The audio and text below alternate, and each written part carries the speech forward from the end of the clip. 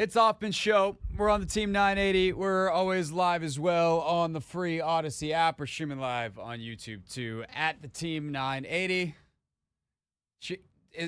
Is Russell sure he doesn't want to do more radio? He's just hanging around. He's rolling up his sleeves. I think he does. You got takes? You didn't get them all off between 1 and 4? What's going on over there? AMAC just walked away. He's like, I'm out of here. Get me away from this. Whatever train wreck Hoffman's about to start. I love just poke a needle. Poke the bear. I actually used to not yell at Chris Russell. I used to give Chris Russell advice back when I cared more about social media. Like, Chris, it's not really poking the bear. You're just taking a stick to a hornet's nest and you wonder why you keep getting stung. I still feel like you whack away a lot. Every so often I go back on Twitter and I'm like, oh, Chris is hitting a hornet's nest again. I thought I told him about that. Anyway, your beekeeper suit looks great. Yeah. I'm kidding. He's wearing a lovely sweater. I love it too. It's got like a nice. How would you describe that, Anthony? It's a quarter zip meets kind of like a sweater looking type of deal material. I'm not sure if is that sheep that you have on? I don't know. It's chic. I don't know if it's chic, maybe, but it's chic. And then, of course, it's got the ultimate Chris Russell accessory, the lanyard. Yeah. He's got the key. It doesn't matter. I've worked with, how many different buildings have we worked together in? 3? I think? 3. He's got the key card to whatever building he's got to get into at all times, right here. And you can laugh, but I sometimes forget my keys. I sometimes get locked out. Then again, my key card was exactly where I thought it was today. And the downstairs, I was like, did I get fired? The little gates downstairs, they let me in at first. Had to go to another gate. That's never good. It's kind of the ongoing joke. It's like, hey, they'll let you know because your key card won't work. And I was like, could have told me before I got on the train. Yeah, that would have sucked. Yeah. But we're here. Chris Russell doesn't want to do any more radio. And so we're going to do a show between now and 7 o'clock. If you want to keep talking to Anthony, I guess I can work over here. No, you're good with Ant? Okay. Bye, Chris. It's lovely seeing you. Does he hate me right now? No. What did I interrupt? He's just walking out in the bullpen, scratching his head like, what just happened to me? We were talking about how many Bryans there are here, because you have and they were telling me they had who we call Black Brian on their show. Why do you call him today. Black Brian? Huh? Just kidding. I said, why do you call him Black Brian? I mean, because there's a white Brian that works. I'm up to no good today, everybody. We're just everybody buckle in. Welcome to the show. There's a white Brian that works on 106.7. We have a black Brian that's on Team 980. And then you also have Brian Mitchell, who we call B-Mitch. So we were trying to differentiate the 3. That is tough. Yeah. It's kind of like dudes named Jalen in pro sports right now. Yes, There's just too many. There's so many that the Oklahoma City Thunder have 2 Jalen Williams on their team. Insane. They call the one that wears number 8 J-Dub. Yeah. To then not get him confused. J-Dub. The other one's just, I don't know. Is the other one Jalen? Is he J Will? I think he's just Jalen. Just Jalen? I'm surprised neither one of them goes by J. Like, I think that's, short. J. Well, back in the day, there was Jay Williams. Yep. The former Duke guard who went by Jason, but there was the NBA center named Jason Williams. Oh, yeah. The Nets center who ultimately I think got convicted of involuntary manslaughter. But he shot a guy. I think it was an accident, hence the involuntary. Very tragic story. This isn't where I thought we'd open the show today. And then Jason Williams was like, I'm not getting confused with the other guy. Just call me Jay Will. Yeah, I'm going to go Jay, and he became Jay Williams. And now that's what he is on television. Other name mishaps. My guy Jeremy Green, the draft analyst. There is another Jeremy Green who is Denny Green, the former Minnesota Viking and Arizona Cardinals head coach. His son. Unfortunately, Jeremy Green got in a lot of trouble for some really bad stuff. Like, if you want to Google it, you can. I mean, it's just a Google search. It's not going to hurt you, but you'll be like, whoa, Craig wasn't kidding. And so, unfortunately, like, my friend Jeremy Green, who the guy we had on Take Command, not the same guy, but if you search Jeremy Green ESPN, you might wind up on the wrong Wikipedia page, in which case, because he also did, like, draft stuff. And, yeah, my friend Jeremy was like, yeah, I've thought about changing the spelling of my name, thought about changing it, but I just assume that people figure it out because I look like Luke Combs' long-lost cousin, and the other Jeremy Green does not. Yeah. I don't know. Not great. How did we get here? Dude's name Jalen? Rooster. Oh, and then Bryans. The Bryans that you were talking about. What were you talking? What was it just that there's a lot of people named Brian? Oh, I was asking Rooster how many bad takes he got off today. And A-Max said he got off a decent amount, and he even let Black Brian come onto the show and give out his take about Dak Prescott being a top 10 quarterback in today's NFL. That's not a hot take. Well, I mean, that's what they were talking about. If they think that's a hot take, that says everything that I need to know about their ability to rate. Yeah, I told him. I said Dak Prescott's a top 10 quarterback. Yeah, like that's not even the production debatable within the system and every like. Yes, like Jared Goff had a better year than Dak Prescott. Dak Prescott's a better quarterback than Jared Goff. Yeah, you are tied to your circumstances on some level. Actually, Mina Kimes did her annual quarterback draft, which is very interesting, and it was very, very good, very interesting episode. To see where everybody came out, and Jaden did go 5th, by the way, behind the top 4. I think we talked about this the other day a little bit, but yeah, I think Dak was on the back end of the top 10, like projecting out the next 3 years. Yeah. So, he's Dak. It's funny because I'll say this, and then people who like either you know ball and you're like, yeah, or you don't know ball and you're gonna be like, that's the craziest thing I've ever heard. Her guest, and I've heard this from many other people, said he's the closest thing we have to Peyton Manning stylistically. Like Dak is in total control of at the line of scrimmage. He knows everything. Like pre-snap, I don't know there's anybody better. Him and Burrow. Mahomes is a freak. But those 3 are probably the best 3 pre-snap guys in the league. The problem is post-snap recently, Dak has been a little more up and down. But, yeah, Dak Prescott, top 10 quarterback, is like the antithesis of a hot take. It's actually a secret do you know ball take. So did Chris and AMAC think that he's not a top 10 quarterback? AMAC does. I think it was Chris that was on the other side of the fence. Where's Russell? Okay. We're going to come back. We're going to talk about the Pacers-Knicks game, unless I can convince Russell to come in here, and I'm going to harass him about who his top 10 quarterbacks are. It's the Hoffman Show. We're on the Team 980. I can't promise the rest of the show will be better than this, but we're going to try our best.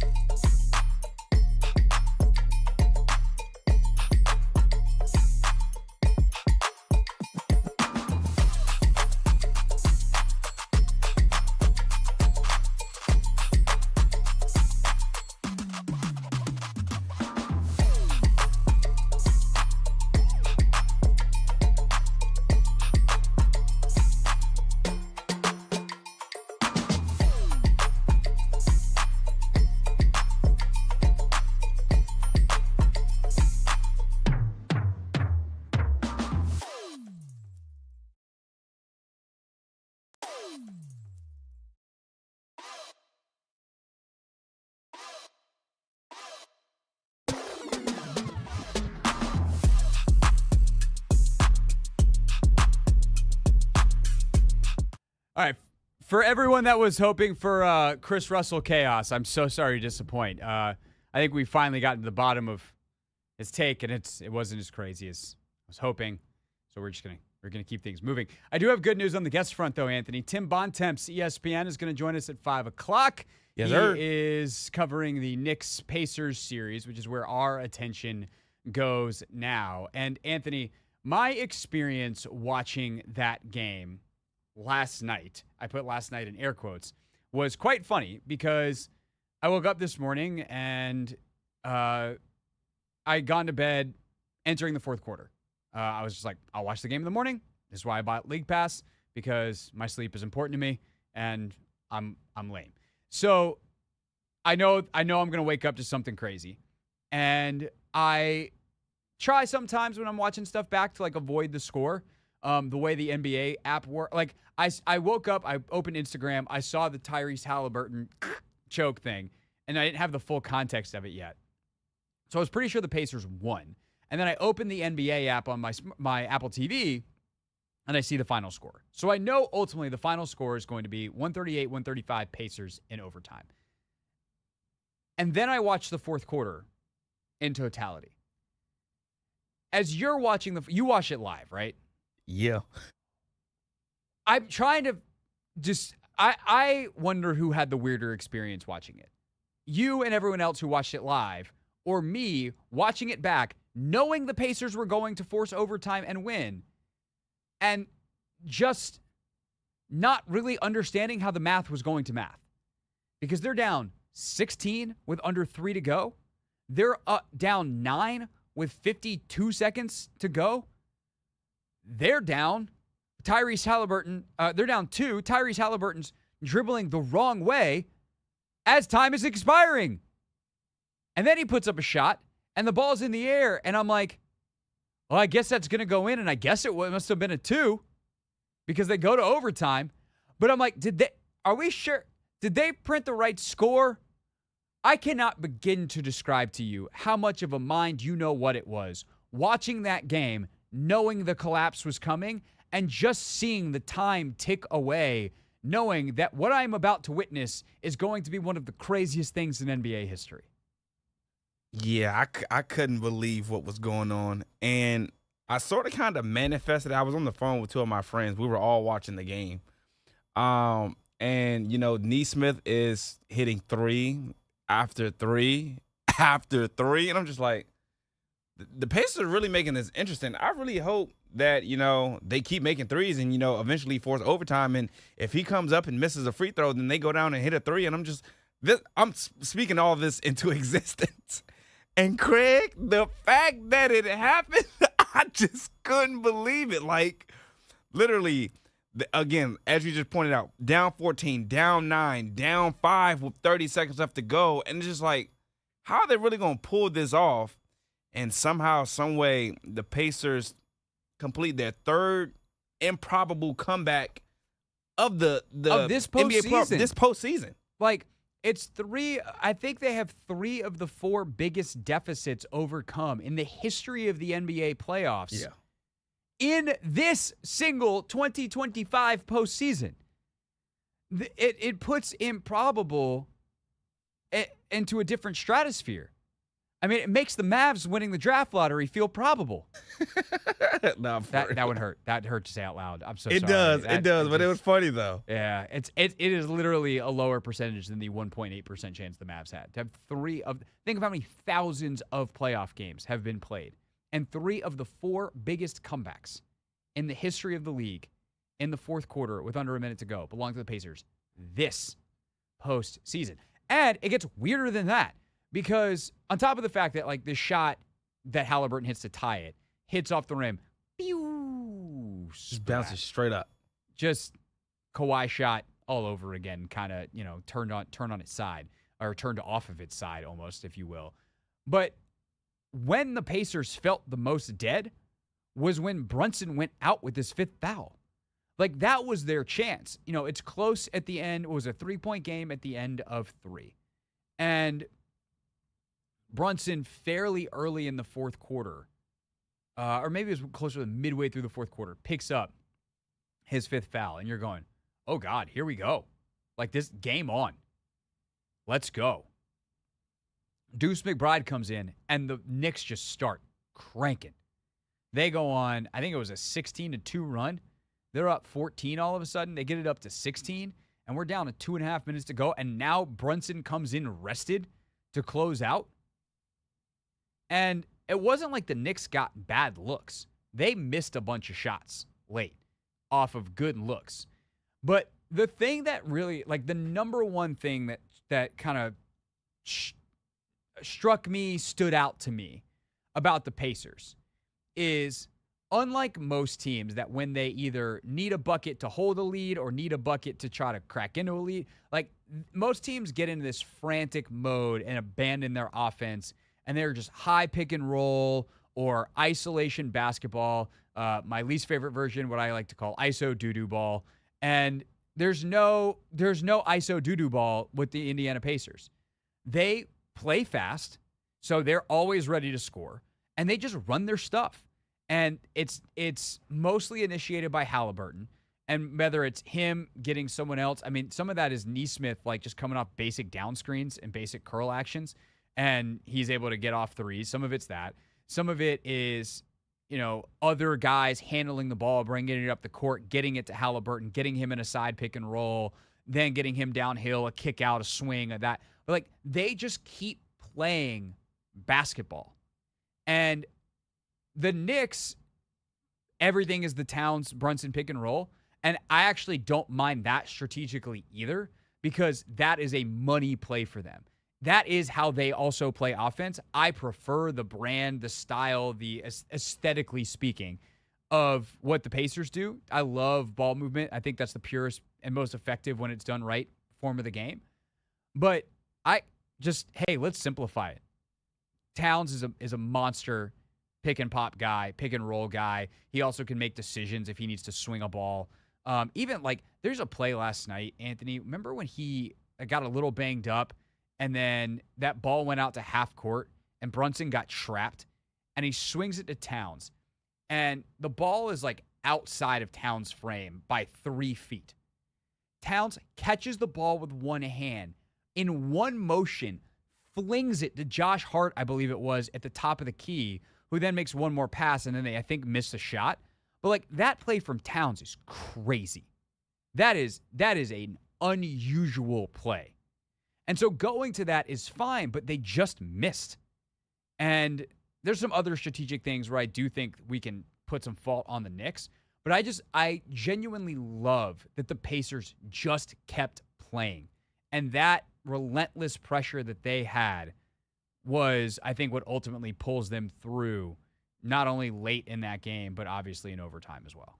Yeah, it's sort of kind of, I think, is reminiscent of what the Knicks did to the Celtics, where the Celtics were up 20 in the fourth, and the Knicks just walked them down, possession after possession. Now, I won't say the Knicks were turning the ball over yesterday, and, they were sort of kind of missing shots. But still, the fact that, you just continue to play the game, and that's what makes the playoffs so intriguing. Like, no lead is ever safe, to be honest, because, again, it's 4 quarters, and people, every minute is valuable for those teams. So just seeing them, be able to pull off another comeback sort of kind of makes them like comeback warriors. Like this I think I saw Brian Windhorst say it early. He said, once is a fluke, twice is a coincidence, 3 times is a trend. Hey, look, don't have it happen a 4th time, because now it's like a standard. Like, good gracious. Now trending. What's trending on the Team 980? The Pacers, good at coming back. There were some things that the Knicks did where I can say, ooh, that's a Knicks yikes. But ultimately, you got to give credit to the Pacers too. But it's the age-old sports talk question. Was this a choke?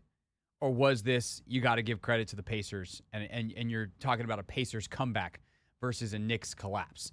301-230-0980. 301-230-0980. Comeback or collapse? Where are you putting the credit and the blame? We're talking to you about Game 1 of the Eastern Conference Finals next on the Hoffman Show.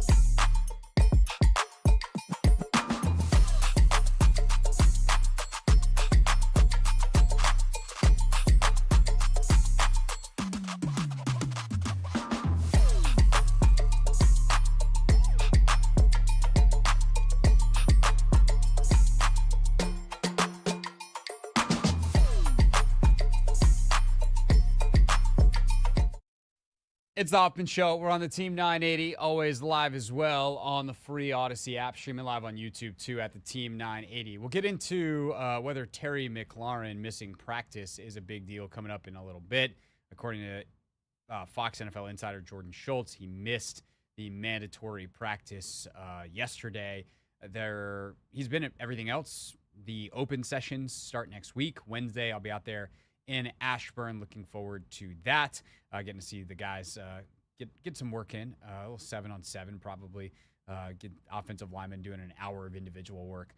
So we'll get our first look at I'll get my first look at the rookies, all that kind of stuff. We'll talk about the McLaurin story a little bit later in the show. We're talking now, though, about the Eastern Conference Finals and the Knicks' absolute collapse in Game 1.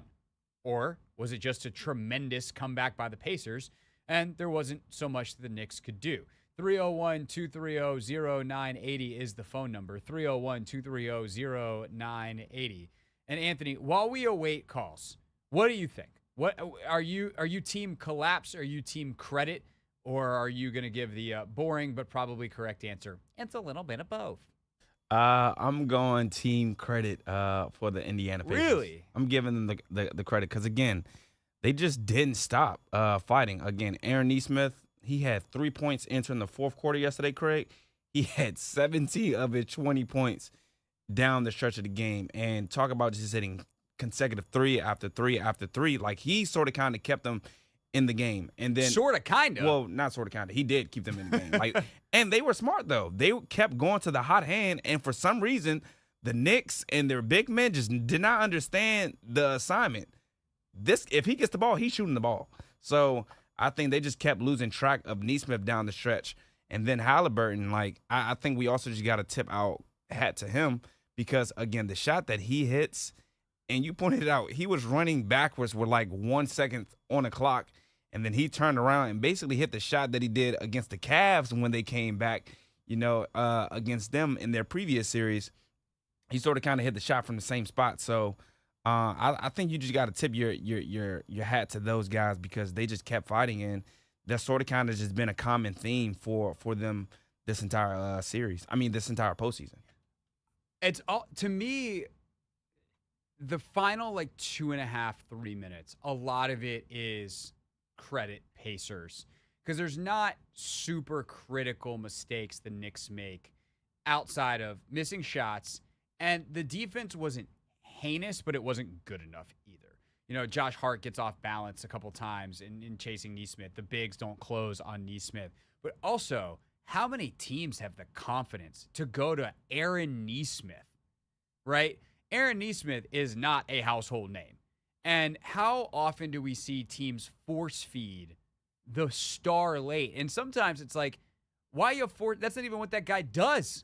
You just have teams that abandon all common sense and try to get a shot for their superstar because it feels like the star's ego is more important than the actual result. And here you've got one of the best three-point shooters in the league. He's developed into that too, by the way. Oh my goodness. His development from a low 30s three-point guy in Boston to signing in Indiana and now becoming a 40-plus three-point shooter and one of the better two-way players in the entire game. The fact that they were willing to trust him late is just miraculous. But I also think that there is stuff done earlier in the game, specifically Tom Thibodeau using his challenge early in the game on a silly foul that was never going to get overturned. And Rick Carlisle, late, having the ability to challenge calls, and he got 2 correct. I think it was one with a couple minutes to go. One with 29 seconds to go. I have the play-by-play up right in front of me. Craig, just look at your computer screen. Yeah, 29.9 seconds to go. And then they have another call in overtime that they're able to challenge and get overturned because, and that one was with 20 seconds to go, where they're able to get the ball off of Brunson, retain possession. Obi Toppin gets that dunk, which should have been an and one, by the way. Ridiculous no call. And then ultimately the Pacers able to hold on. And by the way, the most gangster end to a game that's not a game winner ever, Tyrese Halliburton just giving the ball to Karl Anthony Towns because of the .3 rule.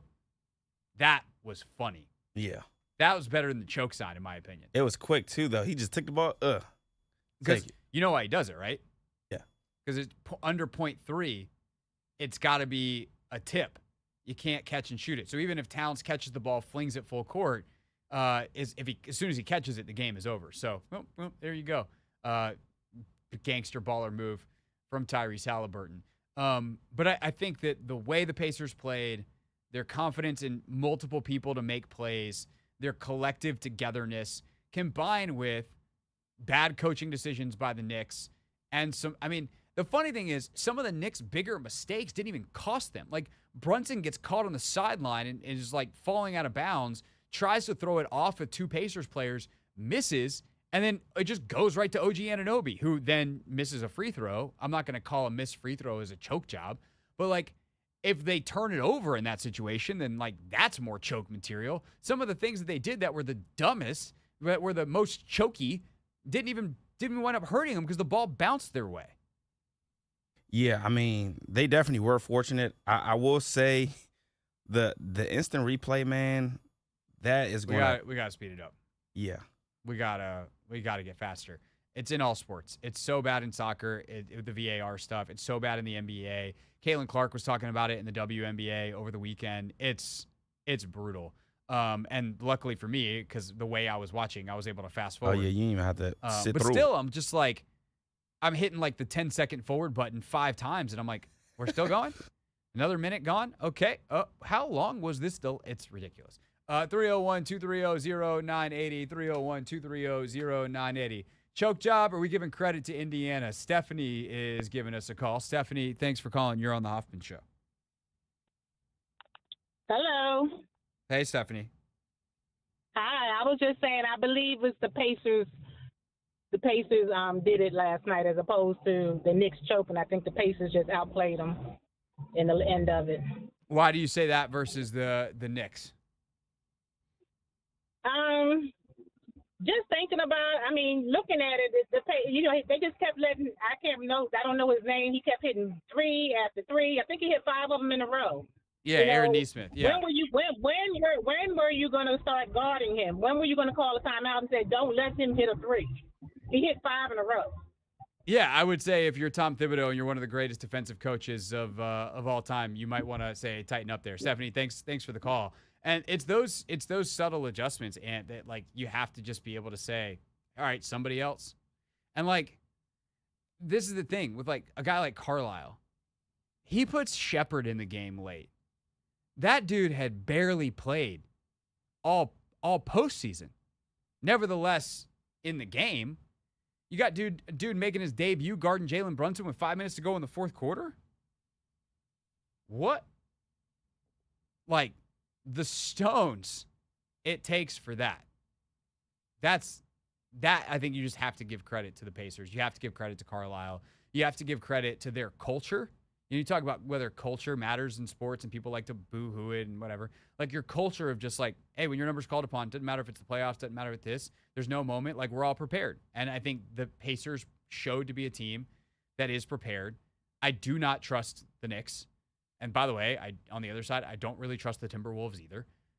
And if I think about teams that I trust in the NBA to execute beyond their talent, the Thunder are extremely talented. I think the Thunder are a team that you just trust to execute. They are almost too young to know any better. Like there's a youthful ignorance. For the Pacers, there's just almost an arrogance to them that works in their favor. And it's why they can go into a place like Madison Square Garden, play their game, and come, just absolutely steal a victory in game 1. Yeah, and I think also, like, at what point, because, again, Tyrese Halliburton was named the most overrated player in the NBA. But he was, but it was like 9 dudes. Zach Harper talked about that when he was on with us because, he wasn't a part of the poll, but, like, his colleagues at The Athletic did it. You do the math on it. It's like 9 dudes. And of 450 said he was overrated, but that because their sample size was like 50 players or whatever it was. He's the most overrated.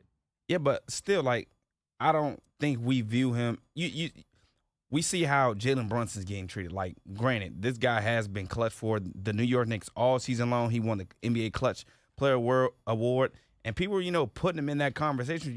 One of the best guards in the NBA kind of thing.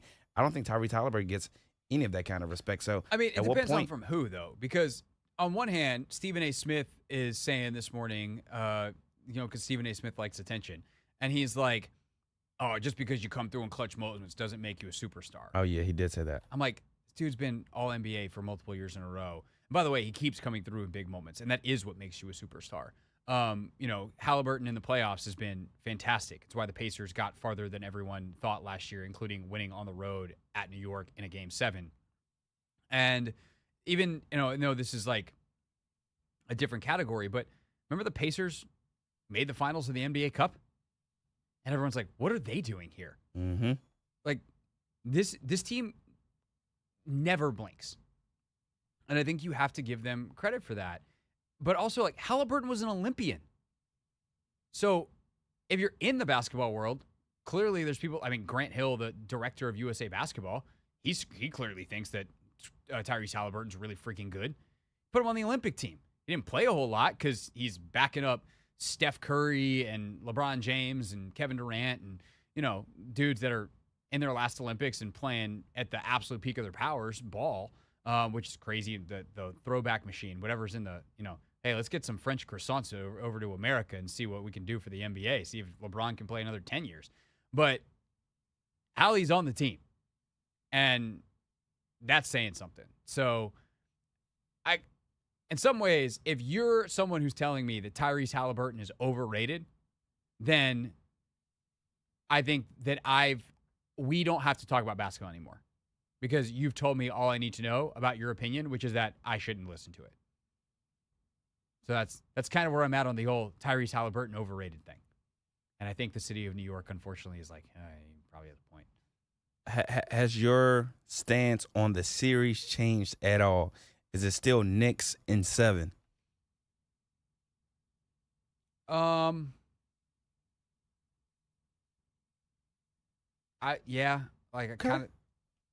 wish I had the guts to say the Pacers. That's what I wish. That's how my feelings have changed. If the Pacers win, but I'm also trying to not overreact to one game. Because right, here's the thing. It's only game 1. Right, it's only game 1. The Knicks were up big. The Knicks can absolutely go into Indiana and win a game. Yeah. Thing is, I think the Pacers could win again at MSG. Uh-oh. So, like, home court almost doesn't matter in this series. And that was actually the last thing I'll say about this real quick is, like, a lot of times when you get to this stage of the playoffs and you have a team that hasn't been there, they're facing a team that has. And so you get some upstart Memphis Grizzlies team against the Golden State Warriors, and the Warriors are just like, we know how to win the Western Conference Finals. You don't. Done. And because not only has neither of these teams been to an NBA Finals, the Pacers were at this round last year, but because they haven't been to an NBA Finals, and because they played each other so much, it feels like some of the nerves of the Eastern Conference Finals, like that you get in a conference finals, weren't there last night. Like, both teams just came out and played ball. And I am curious when the pressure ratchets up, because eventually that reality is going to hit. As familiar as they are, eventually it's going to be like, oh, God, we are 2 games away from the NBA Finals, from winning 2 games, or we are 2 games from our season ending short of the NBA Finals. And when that pressure cranks, how do these teams react? That's the real test, and we're not going to know until at least game 3 of this series on that front. It's the Hoffman Show. We're on the Team 980. We're always live as well on the free Odyssey app. Tim Bontemps is going to join us to talk more about this series coming up at 5 o'clock.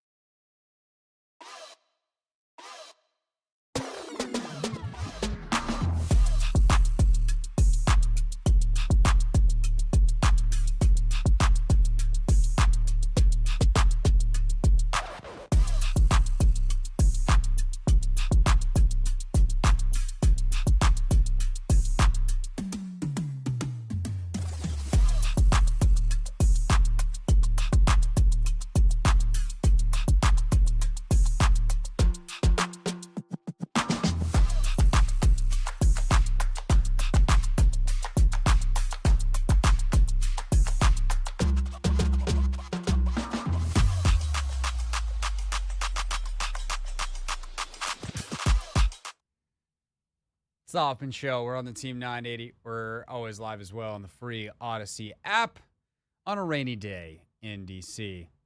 I was trying to decide, Anthony, was I going to bike to work today or was I going to take the metro to work? I opened my door and it was raining and the decision was made for me. You want to know what's crazy? When I was coming into work, it was raining. I was going over a bridge, actually. It started raining. I get off the bridge. It stops raining. I take GW Parkway, no rain. Get to D.C., no rain. So, I think I might have just missed the rain or You drove around it? Say that again? You drove around it? I think. So here's the actual full story of me and my decision making today. So it's about 2:20ish. Uh-oh. And I open the door to see if it's raining to decide whether or not I'm going to bike. And I'm like, it's raining. And I walk out the door, so I grab a jacket, whatever, and I'm like, all right, I'm just going to take the metro because I don't want to get caught in the rain. That would suck. And so I get halfway down the street, or by the time I go back, put on a jacket, open the door again, it stopped raining. And I'm like, this feels like a tease. Yeah.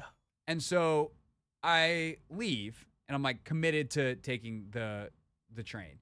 I get halfway to the metro stop, and I'm like, do I want to go back and get my bike? Because I really wanted to bike. I wanted to just pedal out with the legs. And I was like, no, just go get on the train. Go to work. You have things to do. We don't have enough of the show planned yet. And so get down into the metro station.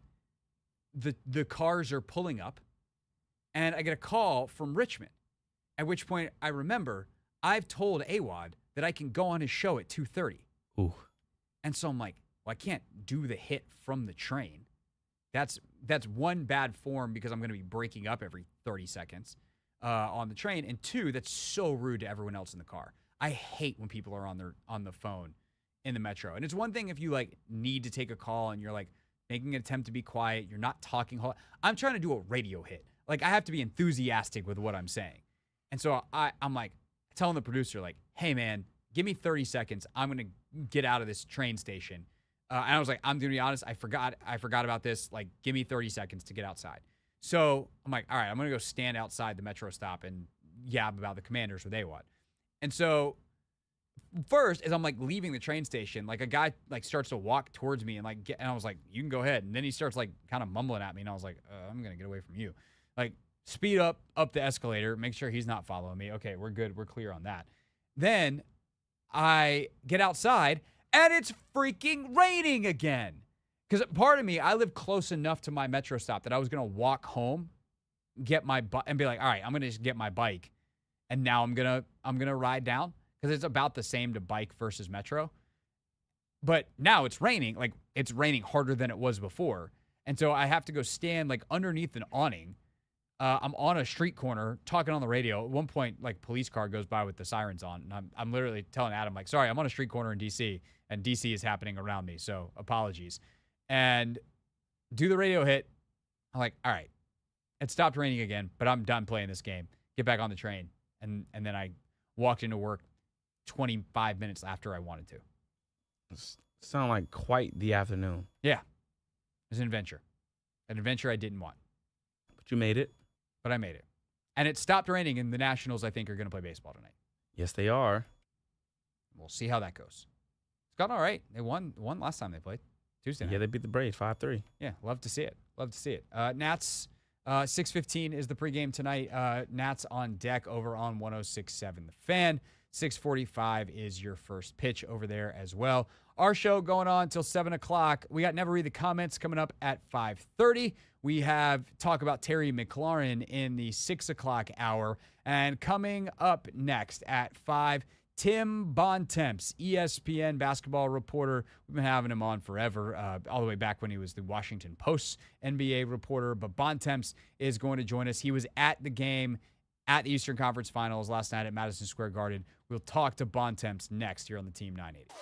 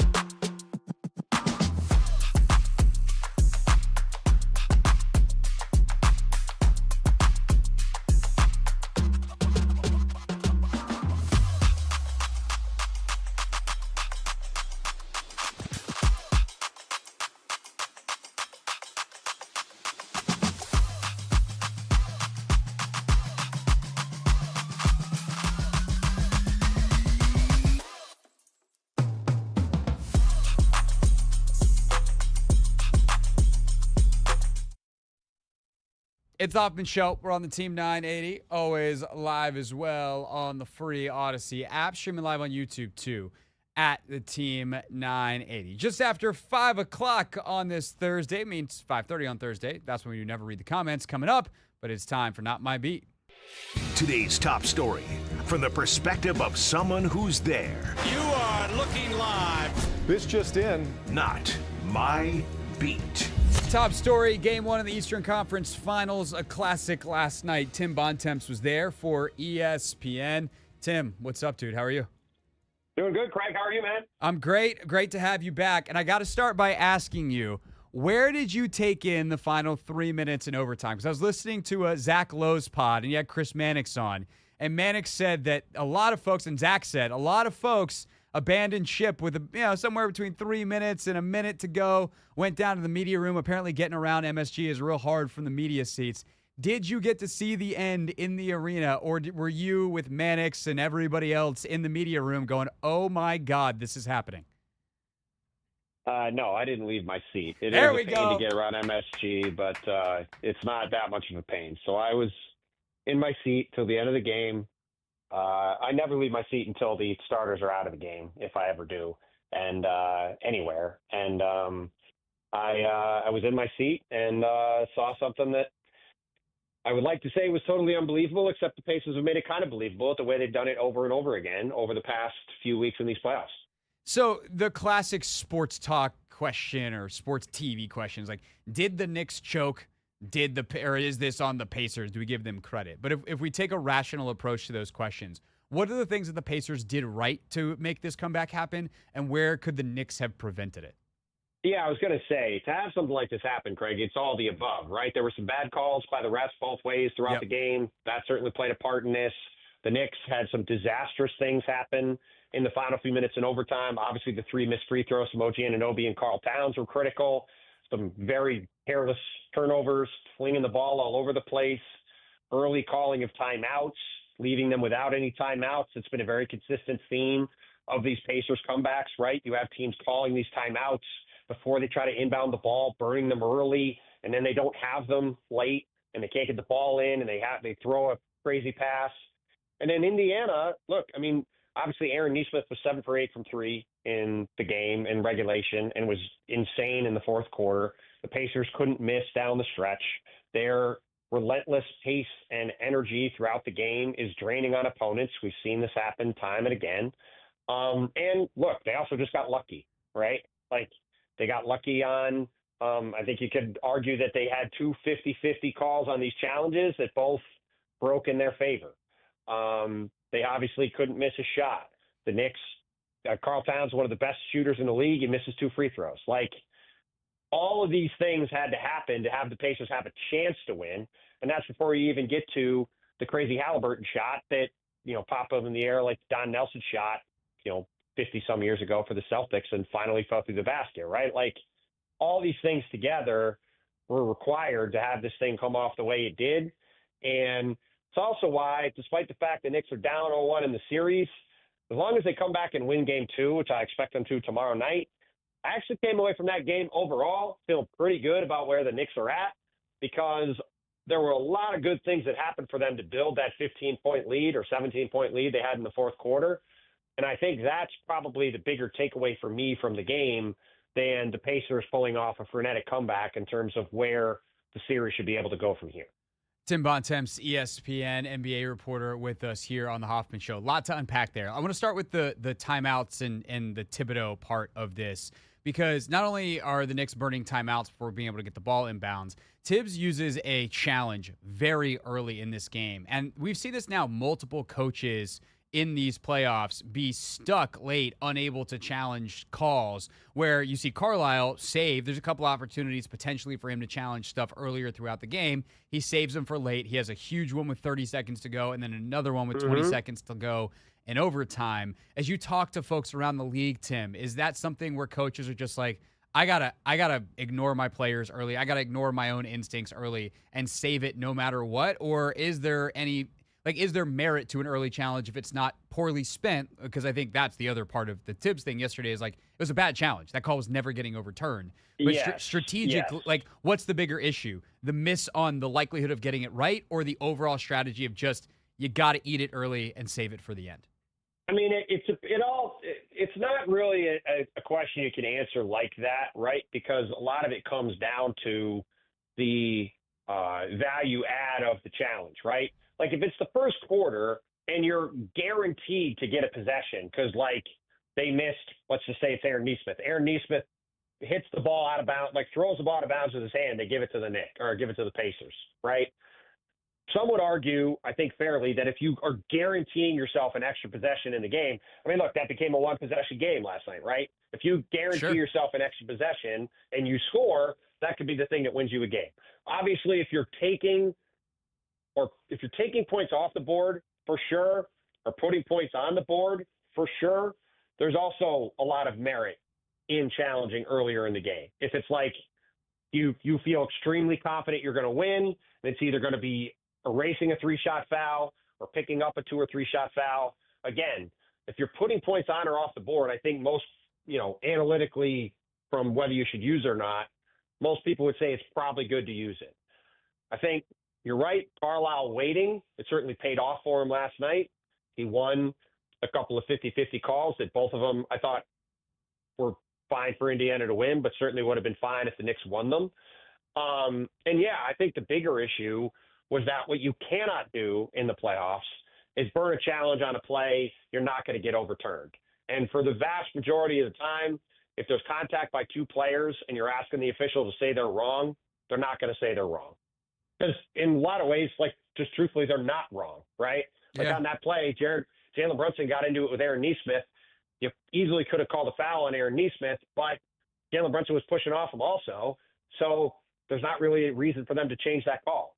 And there wasn't enough of a value add there for the Knicks for me to do it, especially because 2 minutes later, because the argument immediately gives, well, it's Jalen Brunson's third foul. Well, 5 possessions later, maybe Tyrese Halliburton comes down, kicks his leg out, clearly kicks Jalen Brunson, shoots the ball, gets Jalen Brunson called for his 4th foul. And if the Knicks had challenged that one, they automatically would have overturned it, right? Because you kick your leg out, you create contact. That's an offensive foul on Tyrese Halliburton. And then maybe Jalen Brunson doesn't have 5 fouls in the fourth quarter and overtime of this game. And maybe Jalen Brunson isn't playing matador defense, trying not to foul out of the game in the fourth quarter and overtime of this game, right? So, again, that's where, to me, it's less about the specifics of should you just never challenge at all and wait for the final 30 seconds. But what you can't do is have a bad one and burn a timeout and lose the ability to do it again, because that's where they come back to haunt you. And I certainly think it came back to haunt the Knicks last night.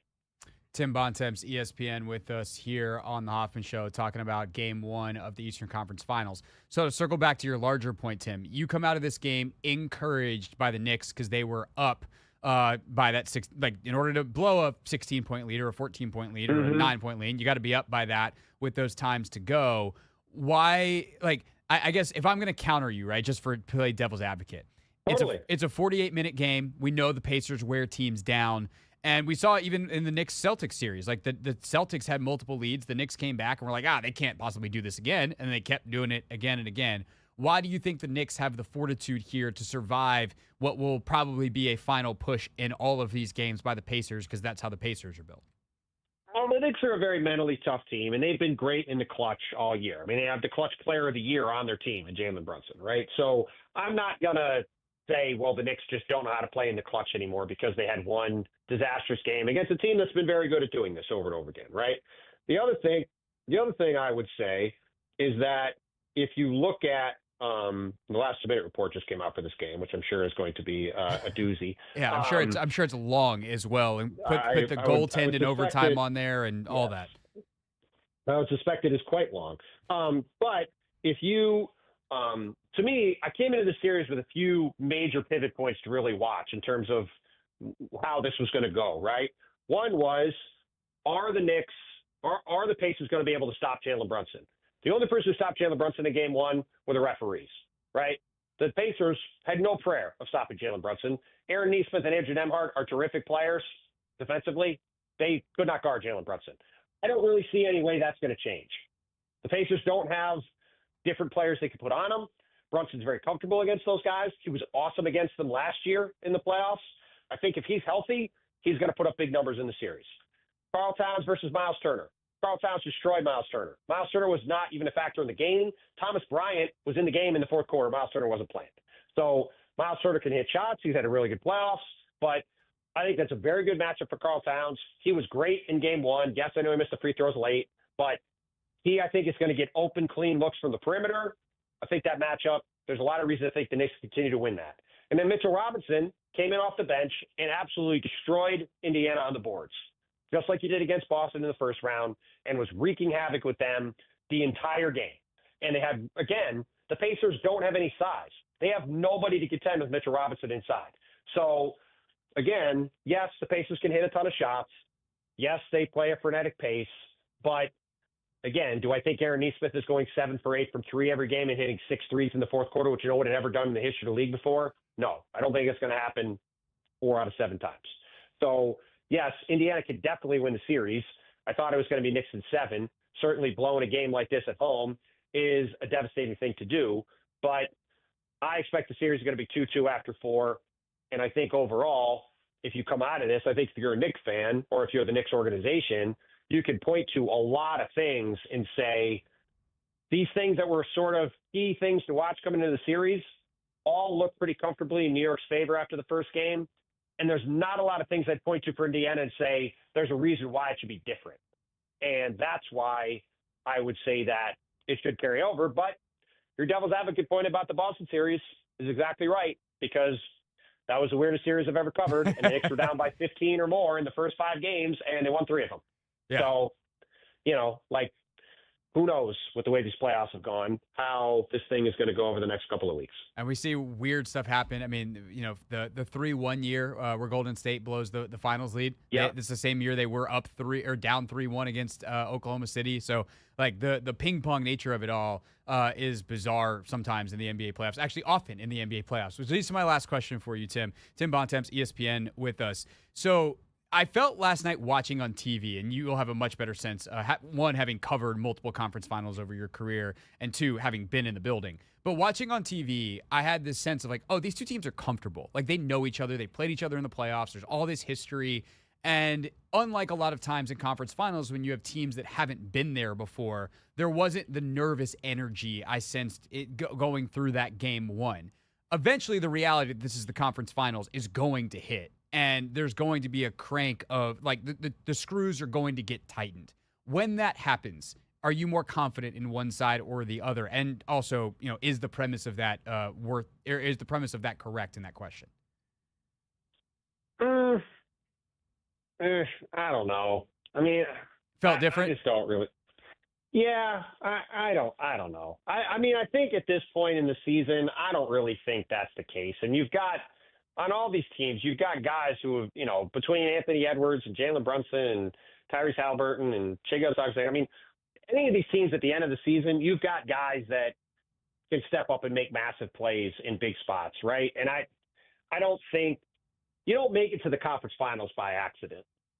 So, yeah, I think it's just I guess I just last look at night teams like, when Memphis played Golden State, or even Boston a couple years ago in the finals against Golden State. And there just seemed to be a know-how for those Warriors teams, for some of the teams that have that championship pedigree. And because these teams have never played in the finals, and neither of them have, where it's not a team that's been there versus a team that hasn't, it does, to me, the tenor of it felt a little bit different last night. But also, I'm watching it on TV. You're there, and you've also covered these things in person. I don't think. I mean, I understand where you're coming from, and I think it's a reasonable question. But no, I didn't feel that in the game. And look, I mean, again, if the reason this is interesting to me is that the Pacers have now done this exact same thing 3 times in 3 series. And it basically had never happened before besides that. Yeah. So how in the world do they keep doing it? I think that is fascinating. But no, I didn't think that the Knicks got in the moment and melted down. I just think the Pacers did a bunch of crazy things in a good way in a row, and the Knicks did a bunch of crazy bad things in a row. And, yes, the Warriors found a way to win games like that. The Warriors are also a dynastic team, right? You can always go back and look at dynastic teams and say, oh yeah, the Jordan Bulls or the Kobe Shaq Lakers when they came back from down 15 against Portland in that, I think it was game 7 in the first year they won the title, right? You think back on that now, it's oh yeah, of course Kobe and Shaq found a way to come back. But at that point, they hadn't won anything yet, right?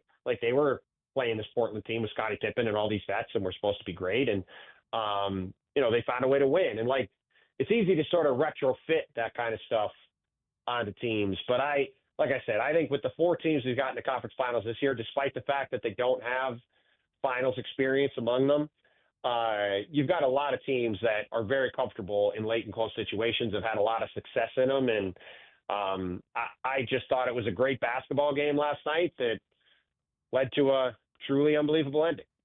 No doubt about it. And you got another, hopefully, great game tomorrow. Tim Bontemps on the scene in New York for ESPN covering the Eastern Conference Finals. Tim, where can people go? Obviously, ESPN.com for anything written. You doing Windhurst Pod and all that kind of stuff. Where else can people find what you're doing? Yeah, doing me, Brian, and Tim McMahon are on the Hoop Collective 3 times a week. Just got done recording the first half of it. The other half of it after tonight's game for tomorrow morning. Monday, Wednesdays, and Fridays. And, written work on .com. Showing up on TV? Obviously, I'll be on TV. I'll be on TV plenty all day tomorrow ahead of what should be a hell of an atmosphere at the Garden as the Knicks try to even this thing up. No doubt about it. Tim, appreciate your time, sir. Thank you. Anytime, Craig. Thanks for having me, man. Talk soon. Indeed. That's Tim Bontemps with us here on the Hoffman Show. And, Anthony, I'm not totally sure that I did a great job asking that last question because – to me, it's not about, did that stuff happen last night? It's, is the pressure going to crank as the series moves forward? I actually feel like last night felt like just another really intense, good basketball game between 2 teams with elevated stakes. But it's not like this is the Eastern Conference Finals and a trip to the NBA Finals is on the line yet.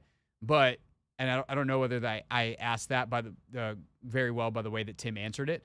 But I'm definitely curious to see, because I do think it's very easy and very lazy just to be like, oh, the Knicks melted down. The Knicks, how could they possibly have done that? The Knicks blew it. I don't think the Knicks blew it. I think the Knicks made mistakes, but you make mistakes in basketball. It's not a mistake-free game. I credit the Pacers for hitting crazy shots and Aaron Nesmith losing his mind more than I do anything else. Yeah, I mean, also, I just feel like the Pacers, they were there last year. Or was that 2 years ago? Last year. Yeah, because they beat the Knicks to get there. So I think they understand, the gravity of the moment.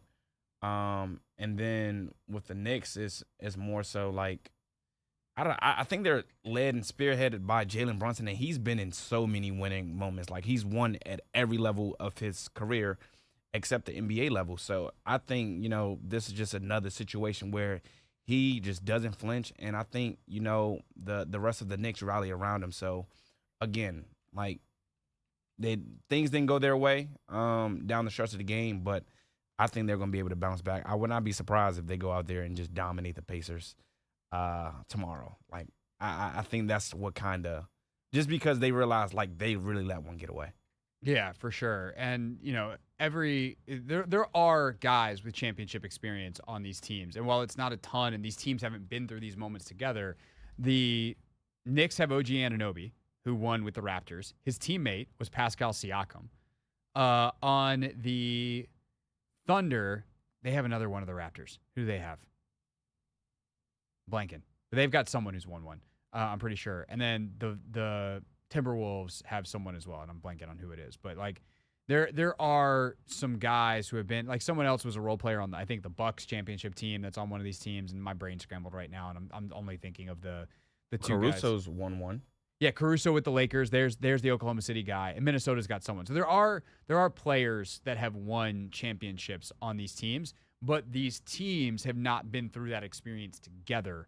And so as things get tight and as you have to make adjustments and do playoff things, how do these teams handle it? Not just from a pressure, do they melt mentally standpoint, but how do they execute? Because that's feeling pressure too. Is how do you execute in the biggest moments? Can you keep calm and do the things you got to do? When you're Karl Towns and you've hit 90% of your free throws in the playoffs, missing too late,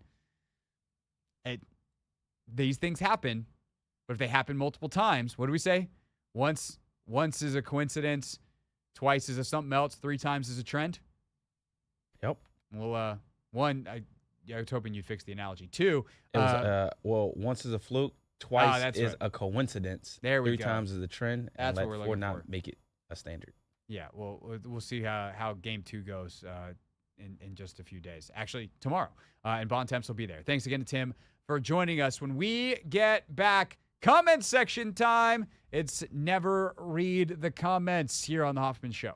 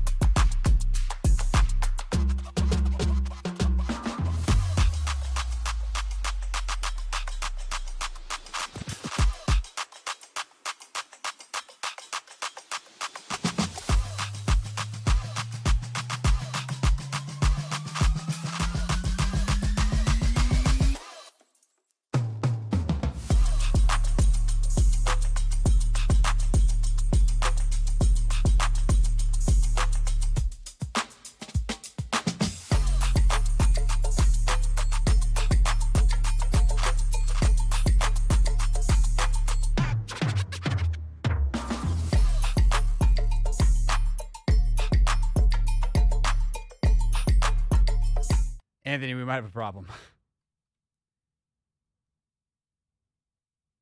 What? You're not even going to say what? It works better on the radio when you respond to me audibly instead of just staring at me. What happened, Craig? So what has happened far too often in the history of our show during Never Read the Comments? We get dumb comments? No, I mean, that is technically correct, although not the answer we are looking for. What specifically happens to me often during this segment? You forget to pull comments. No. I mean, I actually feel like I'm pretty good about that. I've got the comments ready. Hint. Oh, you have no water. I wind up like choking. For some reason, this is the point in the week where my voice runs out and then I have no water. And because I was pulling comments, I didn't refill my water. So we're emptying Never Read the Comments with an empty water bottle. Would you like me to assist you?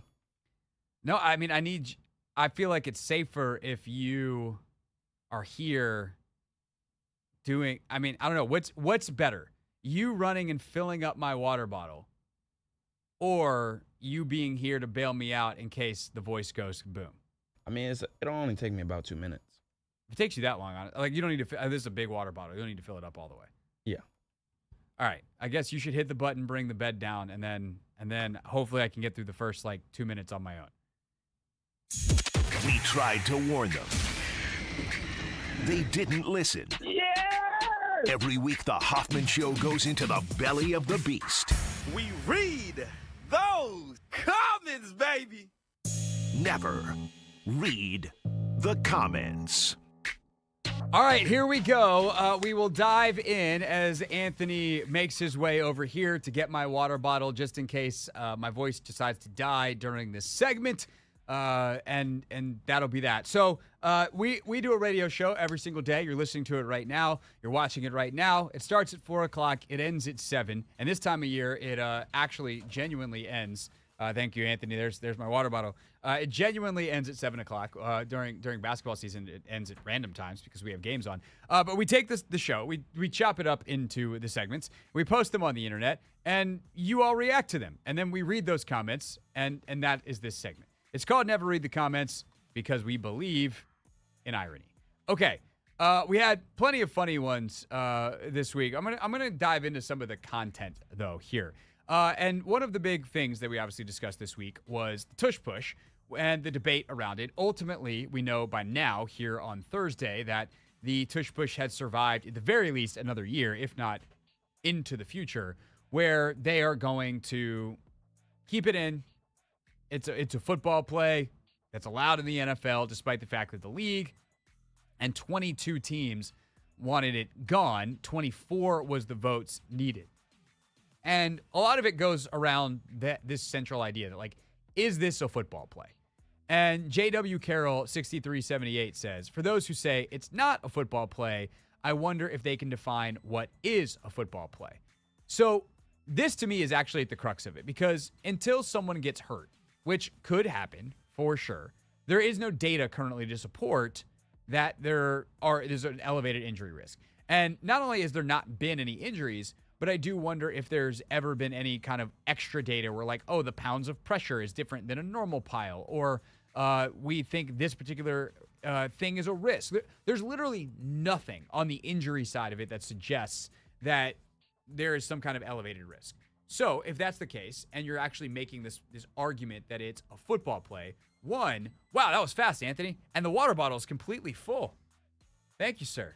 You're look, Anthony Haney, everybody, here on my side of the screen. You go back to your box now. You go over there. Thank you. In case I get parched. What a mensch. The point is, if you're gonna call it a rugby play, you're wrong, because it's not a rugby play. Although Anthony sits down, the first thing he does is have a sip of water.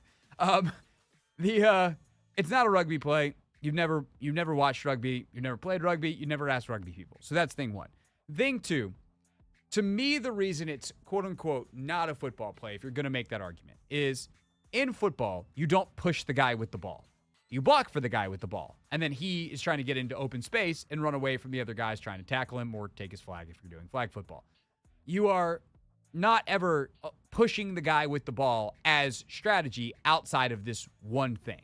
And so if you wanted to say, in the spirit of the game, this is not a football play because we don't push ball carriers and outlaw it, that's fine. I'm down with that. You also then need to outlaw doing it in the middle of the field. And that becomes its own thing because the defense, they wall up and try to push, and you got the whole thing. So I think part of the reason this doesn't pass is because that's not made clear. How is it not a football play? And because there's not a good answer to that, I think that's a big reason, Anthony, why it ultimately stayed. Yeah, I think, to be honest, the only real, because it doesn't pose health concerns either. They've done, studies on that as well. No one's getting injured on these plays. I think one thing to point out though, it is tough to officiate because if you recall, when the Commanders played the Eagles, Juergens was sort of kind of offsides. Deron Payne's hand was underneath the ball. Sure. But technically, how much harder is it than any other play? The offsides, the spotting of the ball, we saw that in the AFC Championship game where I feel like they got it wrong. Is it that much harder by anything like, especially compared to a regular quarterback sneak, right? Because you're not going to outlaw quarterback sneaks. So what is it about the tush push that makes it different than a quarterback sneak that you could outlaw? It's just the pushing from behind. Because if you know quarterback sneak is, let's say they outlawed it, right? First, 4th and 1 of the season, Eagles line up in still a big old Haas package, and it's quarterback sneak. Deron Payne, or whoever they're playing week 1, that defensive tackle is going to be right there. So at that point, what that difficulty in legislating it, the difficulty of everything, it doesn't change. And that, to me, is part of the reason why it stays, is you're just picking on the push. And if you can't find a good reason why the push makes it worse or more unsafe or not football, then you don't really have an argument. I think one last thing that's funny about the tush push. Is it called the tush push? It's been legal since 2005. Like, people could have been doing this.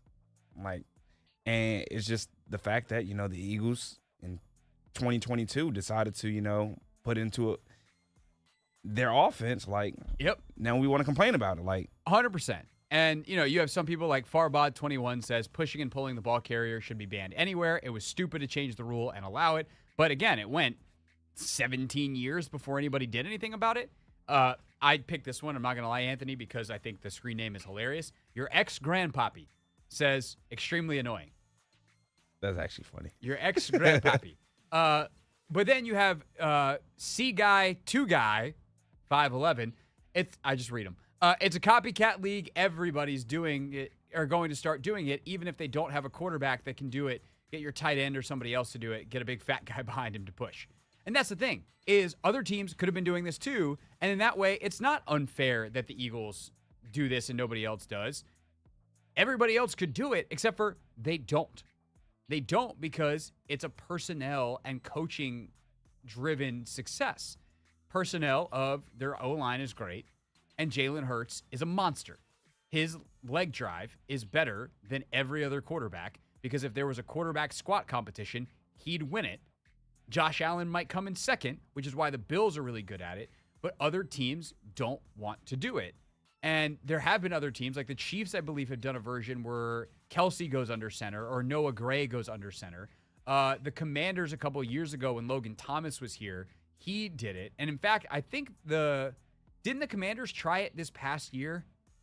They either motioned Mariota in or they did something. It was Mariota. Yeah, and they fumbled the snap or whatever. Yep. It didn't work. So, like, other teams have tried it, but the Eagles, it's hard to practice. You're not doing full contact tush pushes. But, like, there are technique type of things and timing and whatever that they practice and they dedicate the resources and the time. And by resources, I mean the time to, meeting time, practice time. And other teams could make those same decisions. They don't. And so they don't get the results. And also, when Jalen Hurts is not there, I guarantee you it's not going to work as well. Yeah. Didn't Kenny Pickett run it? I think they ran it against us. Did it work? I think it did. But it wasn't the same kind of push. Yeah, like, would it work the same percent if it was Kenny Pickett all the time? No chance. And that's the thing. Is like, it's if LeBron James was an NFL wide receiver and the fade became a 92% proposition, you think they'd outlaw fades? No. That's kind of what's happened. Yeah. It's like, okay, we got a unicorn player doing unicorn stuff in Jalen Hurts, and credit to the Eagles. That hurts to say, but credit to the Eagles. Next topic in Never Read the Comments. We did our reaction to some of the ESPN rankings, and the one that got the most attention, Anthony, wasn't the one that we talked about. It was one that we mentioned in passing. Escaped 1534 says, I don't see a big drop-off in Jaden Daniels because his offensive line will be better, which means a more stable pocket and a better running game. Plus, they've added maybe 3, Samuels, Lane, Merritt, more weapons. The running game must improve. I can't see the defense being 31st in the league! ! And the defense part is the one that got a lot of attention, so we're going to come back to that in a second. I will say one mistake that I think Commanders fans are making is Ja'Cory Krosky-Merritt and Jalen Lane, like, oh, they're such huge additions. No, they're new. Don't confuse new with shiny, and don't confuse shiny with effective. They're rookies. Is there a chance that they play well? Absolutely. The way Bill runs, that kid his highlight reel is fun.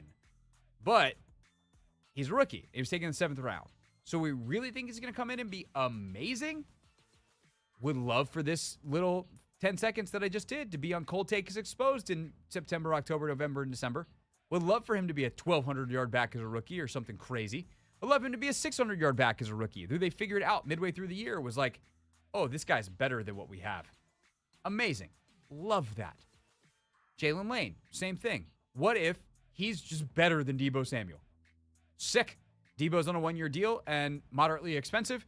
Jalen Lane is a rookie and is going to be cheap for the next 4 years. Awesome. Here for it.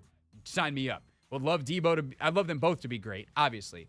But I am not going to get out over my skis and count on production from a 4th and a 7th round rookie, because that is how you set yourself up to be disappointed. And there is no reason to do that when there is so many other genuine things to be excited about. Yeah, I mean, I like what we've done in the draft. Same. So That's not meant to say they're going to be bad. It's just let's be realistic about what we expect from rookies. Yeah, I mean, again, like people going. I trust what Adam Peters and company have done, and I think it's just more so fans just got to be patient and just be willing to trust the process kind of thing. Yeah, which brings us to the defense. BRSYSYRI Bryce I. Syrian. I think is what that's, or is it Bryce? No. This guy, 4516, says 31st defense has to be one of the worst takes ever. We're not great, but we are between average and good at worst. Cole Calloway, 6'9", projected 31st ranked defense is laughable. On paper, our defense has massively improved in pass defense with our upgraded corner room, and our run defense has also improved with a beefier D-line and depth. Pass rush is our only setback, in my opinion. So this is in reaction to Mike Clay's rankings from ESPN.com. They do them every year, fantasy rankings. And I agree that feels wrong. 31st. I just want to put that out there before I say what I'm about to say, which is, why would someone as smart as Mike Clay say that? Right? It's a projection. It's also very fantasy skewed. So if I start to think about it, I'm like, okay, why would they come out there in the projection? And is that a cause for concern? If I'm going to put my journalism hat on and try to see all angles, not have anything surprise me, why would the Commanders' defense all of a sudden, we're in December and we're like, yo, this is bad? And there's a couple things that come to mind. I think first and foremost, Anthony, is the schedule. Think of the quarterbacks they have to play this year. Like, that's a whew. They have, okay, week 1, probably Russell Wilson. Whatever. Week 2, Jordan Love. Week 3, Geno Smith. Week 4, Michael Penix. We'll see how he is by week 4. Week 5, Justin Herbert. Week 6, Caleb Williams. Wild card. But that's a Ben Johnson offense. Week 7, Dak. Week 8, Mahomes. Week 9, Darnold. Week 10, Goff and the Lions. Week 11, Tua and the Dolphins. Week 12, bye. 13 is Bo Nix and a Broncos offense. That's Sean Payton, and now he's in year 2. Week 14, we'll see what J.J. McCarthy is, but it's the Vikings offense. Giants again in 15, and then Eagles, Cowboys, Eagles. So you're either facing really explosive playmakers and really good coaches. That's the Giants. They've got Malik Neighbors, and Brian Daboll's a good offensive coach. One of the best 13 quarterbacks in the league or so. Wherever you have Love, Penix, I guess Penix is kind of the exception, but even their pass catching unit and their running back in Bijan is sick. Like the Chargers, you got Herbert. The Bears, we'll see what they are with Ben Johnson. Like every single week, you're like, I could see why that's a good offense, right? Even the Giants, Malik Neighbors with Jameis Winston or Russell Wilson, like that's potential potency. I don't think they're going to be good week over week, but you catch them on the wrong week, and like that's dangerous. I don't want to deal with that. So I could see, if I'm playing devil's advocate, I can see a world where this defense is bad. Because the other part of it is like, okay, well, let's look at the Commander side of the equation. Is Marshawn Lattimore just going to turn it around? Upgraded corner room. Oh, really? Like, who honestly played worse last year? And this is going to get me killed in the comments. Who was really worse, Benjamin St-Juste or Marshawn Lattimore? Benjamin St-Juste. You think he was worse than Lattimore? Lattimore had bad games against A.J. Brown. Like, he had bad games against A.J. Brown. He had bad games against Mike. He only played like 5 games, and 3 of them were really bad. I mean, the Saints, he shut his side of the field down. He played the Lions. He was facing Jake Hayner. I'm just saying, like, still he didn't get any targets. And then also when we played the Lions, he didn't give up much either. So, sure. And like, it's a small sample size, but Juice had a couple good games in there. I can't get over Juice letting Mike Williams' slow ass run right by. I can't get over that. I am not telling you that Juice was good. I'm telling you the higher percentage of plays last year played in a Commander's uniform, I would bet that if I did play for play, green dot, red dot, Juice had more good plays. Because, I mean, Juice had just these catastrophic mistakes. But, like, the games against the Eagles, man, were like every play it felt like Lattimore was giving up penalties, holding, doing stuff. And, like, I don't know. It wasn't good. And I mean, AJ had his turn with Benjamin St-Juste 2 years ago and Emmanuel Forbes, so we knew not to go that route. To be very clear, I think Marshawn Lattimore is a better player than Benjamin St-Juste, and I would bet on him for this year. And Lattimore was banged up. He came away mid through the year. But, like, the point is like, the upgrade wasn't – you're counting on a guy who was – let's say Lattimore was better. You agree, though, it's, like, way closer than it should be. Yeah. So let's say Lattimore was better than Juice last year. Because I can make that argument, too. You're right. Right? And maybe I should have made that argument because now the people are already screaming at me. But, like, it was way closer than it should have been. And if that's the case, they didn't really upgrade their corner room in the way they need to unless Trey Amos is awesome. Well, Trey Amos is a rookie. So, like, is he going to come in and be awesome from day one? Yeah, he got to prove it. And Sanders Still's now going to the slot.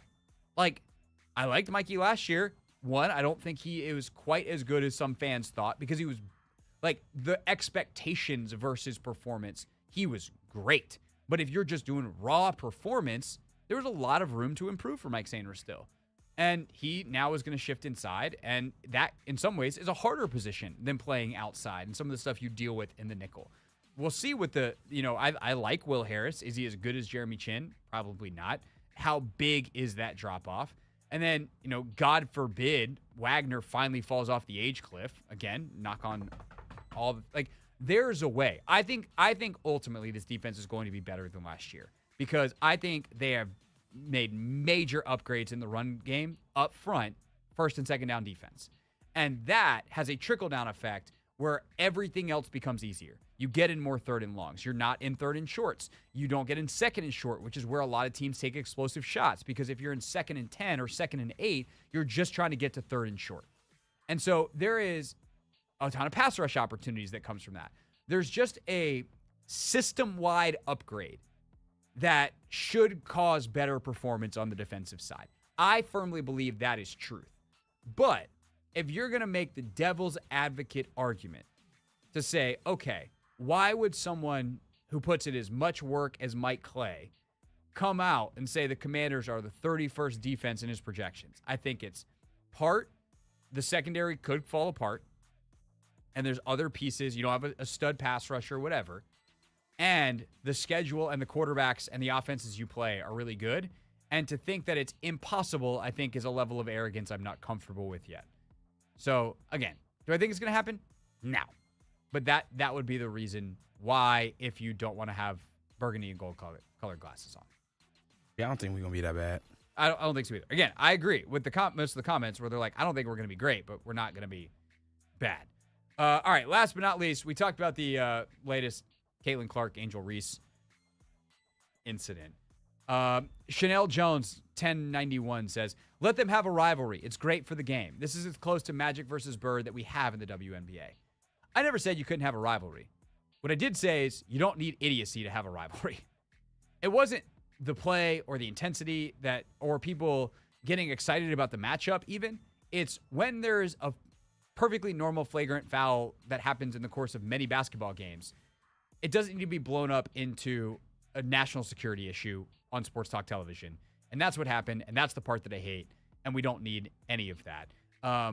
And by the way, Angel Reese has got to become a better basketball player if they're going to have a real rivalry here, because while Angel is like an all-star, if you're going to have Magic versus Bird, they were the two best players in the game. If you want that, you're looking more at Asia Wilson versus Caitlin Clark, the way Asia is right now and the ascension that Caitlin's on, because those, if Caitlin can get past Nafisa Collier and Brianna Stewart, then now we're talking about the two best players in the game. But Angel's not on that level yet, which is fine. She was a rookie last year, and she was the 7th pick. And there's a lot of 7th picks from the last 5 years that aren't even in the league anymore, because that's how hard that league is. And then last but not least, Anthony, Randy Silva-J8M says, there's too many idiots and not enough villages, dude. I'm crying. Because I talked about how it seems like anytime these two play, a couple of villages seem to be missing their idiot. Too many villages, or too many idiots, not enough villages. So we just got village-less idiots wandering around. And then somehow they walk onto the first take set. With that, too. Ugh. All right, when we get back, top story of the day in D.C., I guess, is Terry McLaurin missed a practice. Is this a big deal? I think by my tone of voice, you could probably tell where my answer is, but we'll talk about it next on The Hoffman Show.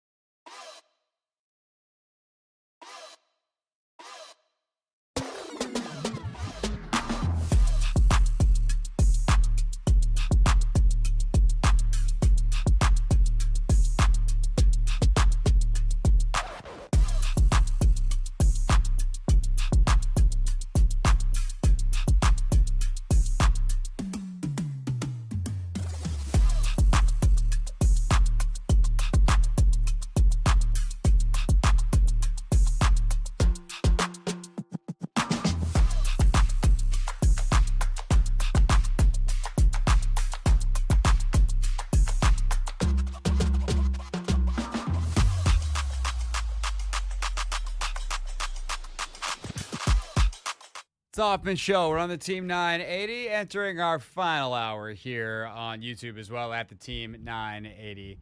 Always live as well in the free Odyssey app. So however you want to watch, listen, whatever, we got you covered here on the show 4 to 7 each and every day. So earlier today, it was reported by Jordan Schultz of Fox Sports that the Commanders' star wide receiver Terry McLaurin is not at practice this week.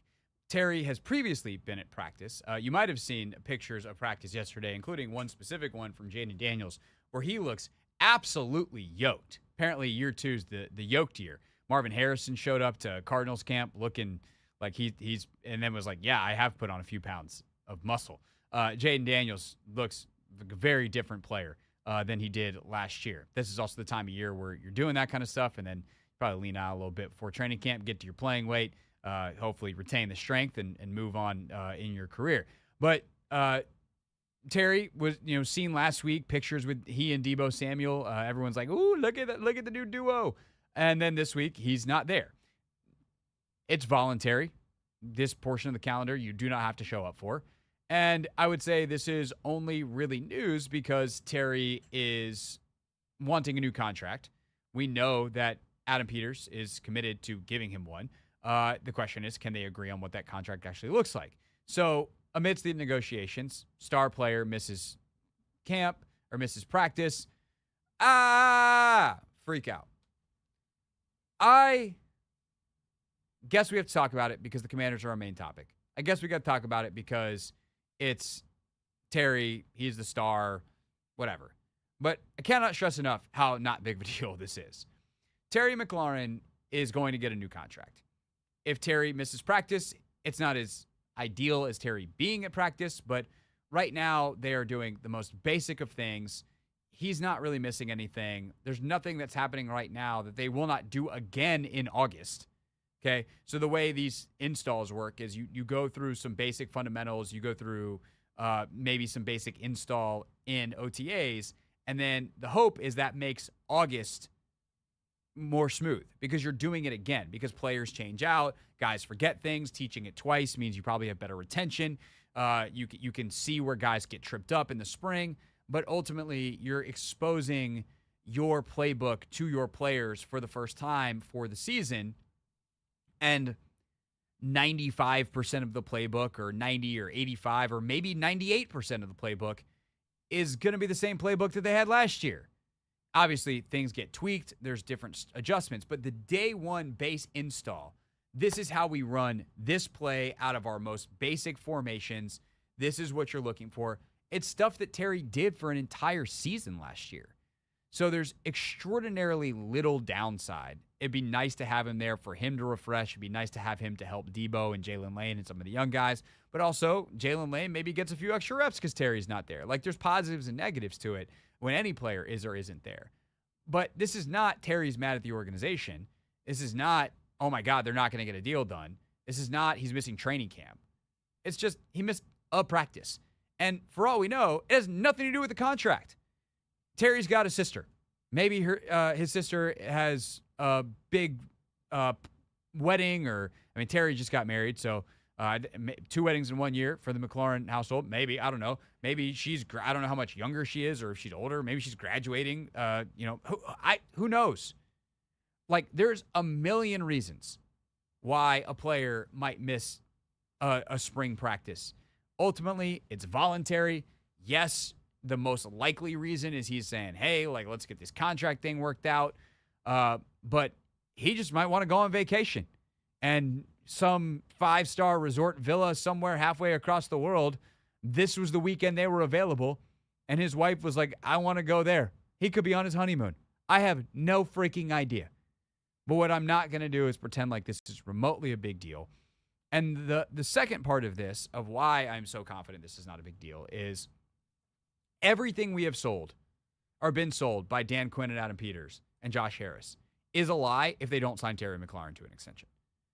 Because what you want in your program is to reward guys who do it right.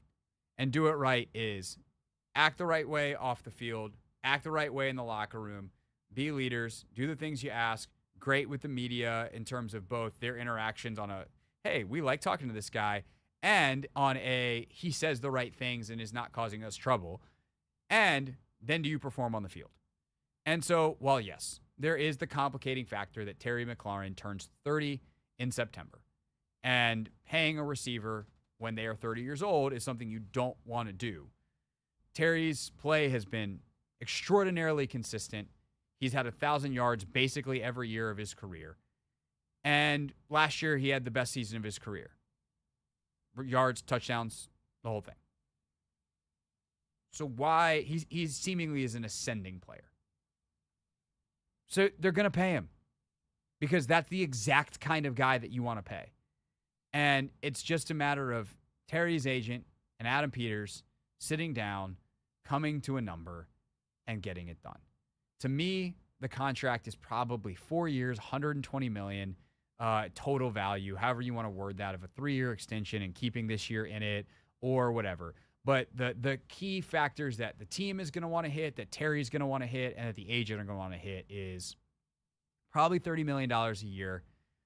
I'm going to guess somewhere between $60 and $75 million guaranteed. But to me, if you go 4 for 120, that's $30 million average annual value. That puts you in the elite tier of receivers. Sick. Done. Yay. Terry gets to say I'm one of the $30 million guys. You're not getting close to Jamar Chase's 40. That's fine.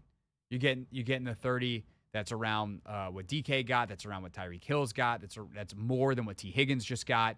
So you're in the bona fide number ones before you hit Higgins and Waddle at the top of number 2. By getting to $75 million, you also surpass because always the agents especially want to get something that they're like, oh, my guy's deal is better than this other guy's deal who's close. And while I like Terry better than DK by a lot, DK is they're relatively somewhere in the same class of receiver if I'm being objective about it. And DK is almost 3 full years younger. He's 2.5 years younger. So DK is going to get a longer deal, more total cash, all that kind of stuff. But if you can get, I think it was 67 was the guaranteed number for DK, get it up to 75, that gets you above a couple of other guys. Then Terry's agent can be like, hey, I got you the 5th most guaranteed money of any receiver contract ever in your age 30 season. That's a pretty good job by the agent. And if you make it 4 for 120 with 75 guaranteed, you're probably guaranteeing the first 2 years at around 30. And by the way, unlike most contracts that are backloaded, I would probably front load this contract to make sure that all my decks are clear when it's time to extend Jaden in 3 years. You have the cap space now. I might even give him a huge cap hit in 2025, which is typically my God, no. We do not do big cap hits early in contracts. But I would just if there's a way for me to take it now, it's not going to affect the cash money in a way that Josh Harris isn't comfortable with as the owner who's got to pay it. They have the space. Terry's already counting $25 million this year. Just give him a $30 million cap hit this year. And next year, I believe they have the room to do that as well. So there's 60 in the first 2. Now you've only got $15 million in between the final 2 years. If you all of a sudden he falls off the age cliff after 2 years, you can eat that $15 million in year 3, or you can do a June 1st cut and split it in half, and you got a $7.5 million dead cap money plus whatever prorated signing bonus. Well, I guess no, not plus prorated signing bonus. That would include the signing bonus proration because I'm talking about cap hits, not base salary. You get that taken care of, and sweet, there's your deal. It gets Terry the money. It gets you're not extending too far out into the future to either mess with the money that you'll need to sign Jaden and Mike Sanders still and whoever else hits from this initial draft class. And you are allowing Terry to make a lot of money up front, which is ultimately what he wants. He cares about the cash number, and that feels like the right deal. But getting all those the structure and everything right takes time. Adam's going to work on his timeline. If that timeline is not what Terry wants, then he'll sit out OTAs, and that sucks. I'd rather have Terry McLaurin there, but it is what it is. That's where I'm at. We can take calls on where you're at. 301-230-0980. Whether you want to talk about the contract or whether you want to talk about the actual him missing a day, which, again, we don't even know if it's related to the contract. 301-230-0980. Your calls on the Hoffman Show next. But first, the latest from the world of women's sports. It's presented to you by Wawa. Chicken how you want it. Wawa with customizable roasted or crispy chicken sandwiches.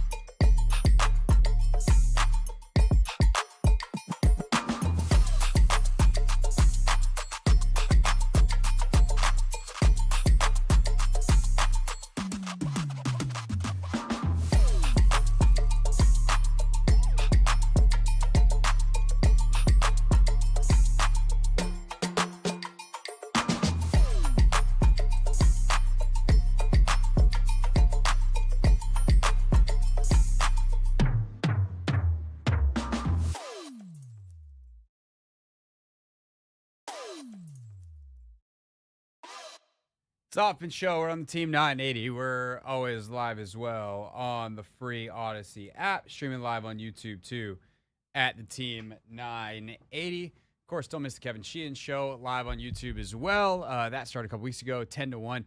Our old pal's back, Anthony. I don't know if you know this. Denton Day's in for Kevin. I did see he was in for Kevin. I saw something on the Team 980 page. It said Denton Day something. I said, interesting. And then I listened to the little audiogram, and he was talking to Max. So I was like, all right, it sounds like Denton's in for Kevin with Max. Yeah, which is kind of funny because then it's like, hey, is that like a lot of pressure on Max, you feel like? Nah.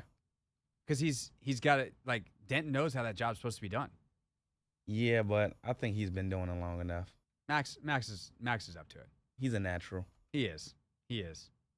But I mean, no one's Anthony Haney, but yeah, gotta get in where you fit in.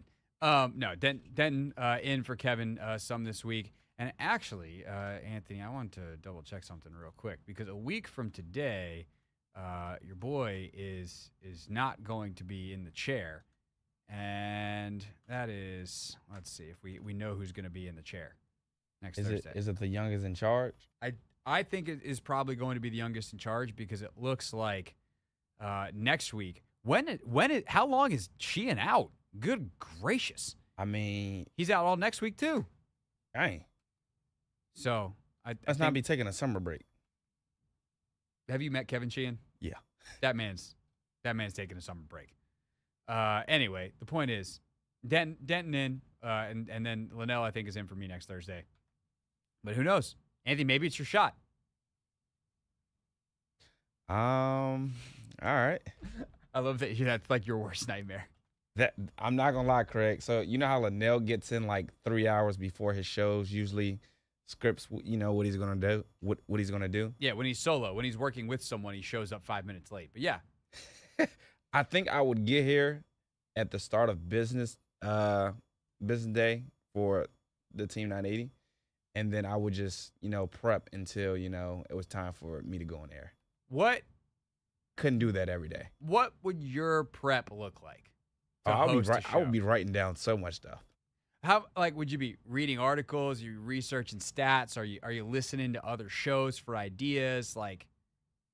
I will be reading a decent amount of stuff, definitely getting stats. And then also thinking of caller topics. I think I'm one of those people that would need to engage with, somebody. So it'll probably be the producer, whoever's producing kind of thing. Or if I was a one-man band, I definitely just wouldn't know what to do. Yeah, no, that would be brutal. Oh, my God. That's dreadful. Yeah, I mean, even when you were going to get the water, I was like, all right, I'm pretty good for 2 minutes here. But, God forbid. Because also sometimes even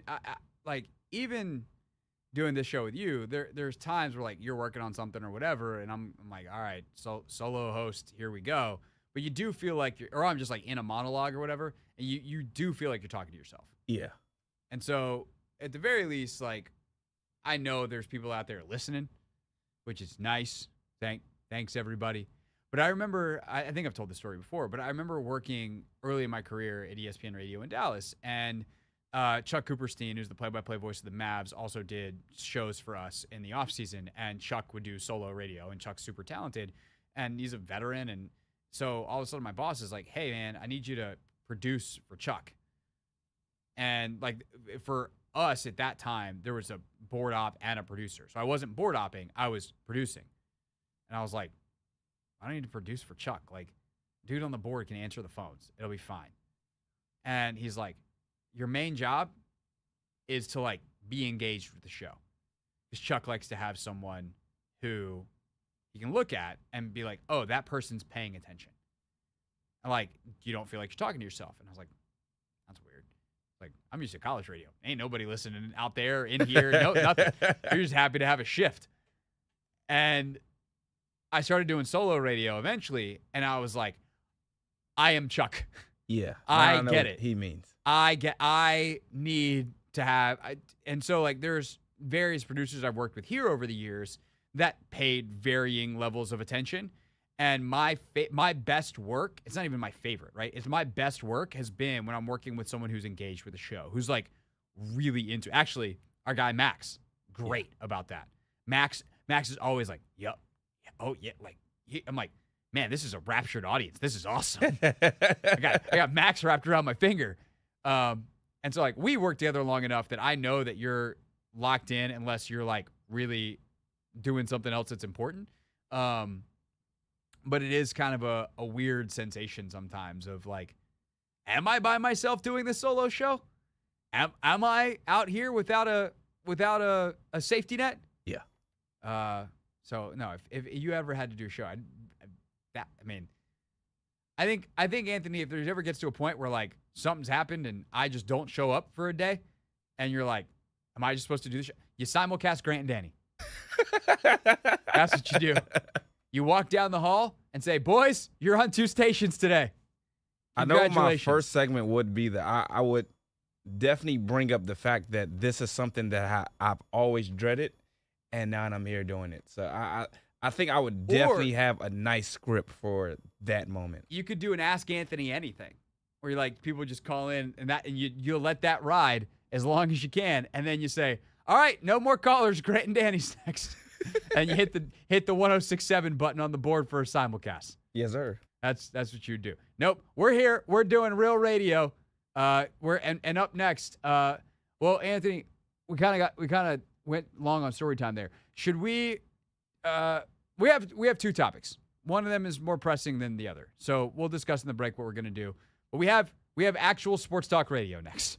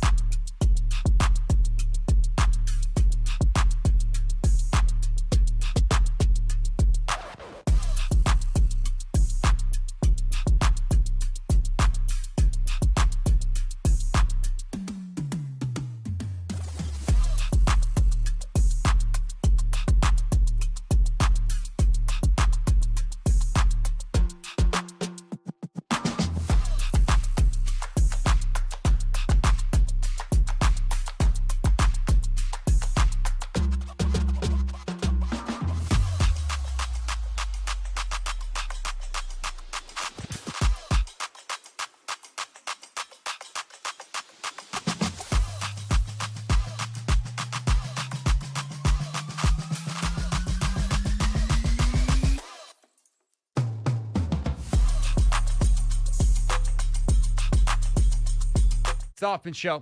We're on the Team 980, always live as well on the free Odyssey app, streaming live on YouTube too, at the Team 980. Very sad news last night out of the NFL world. Jim Irsay passed away at the age of 65. Passed away yesterday in his sleep during the afternoon. Obviously, tremendously sad. The human loss of life, that is sad by nature. You add that in the impact that he has had on the league and on the city of Indianapolis, and it's a huge loss for that community. I read a fantastic obit piece. It's not really an obit. It was a personal recollection and reflection from Zach Kiefer, who's covered the Colts for a long time in Indianapolis for The Athletic and then previously for other outlets. And it was really interesting to read, Anthony, because he recalled like the number of late night phone calls he would get from Irsay, and he would riff on everything. But he's like, he was fair.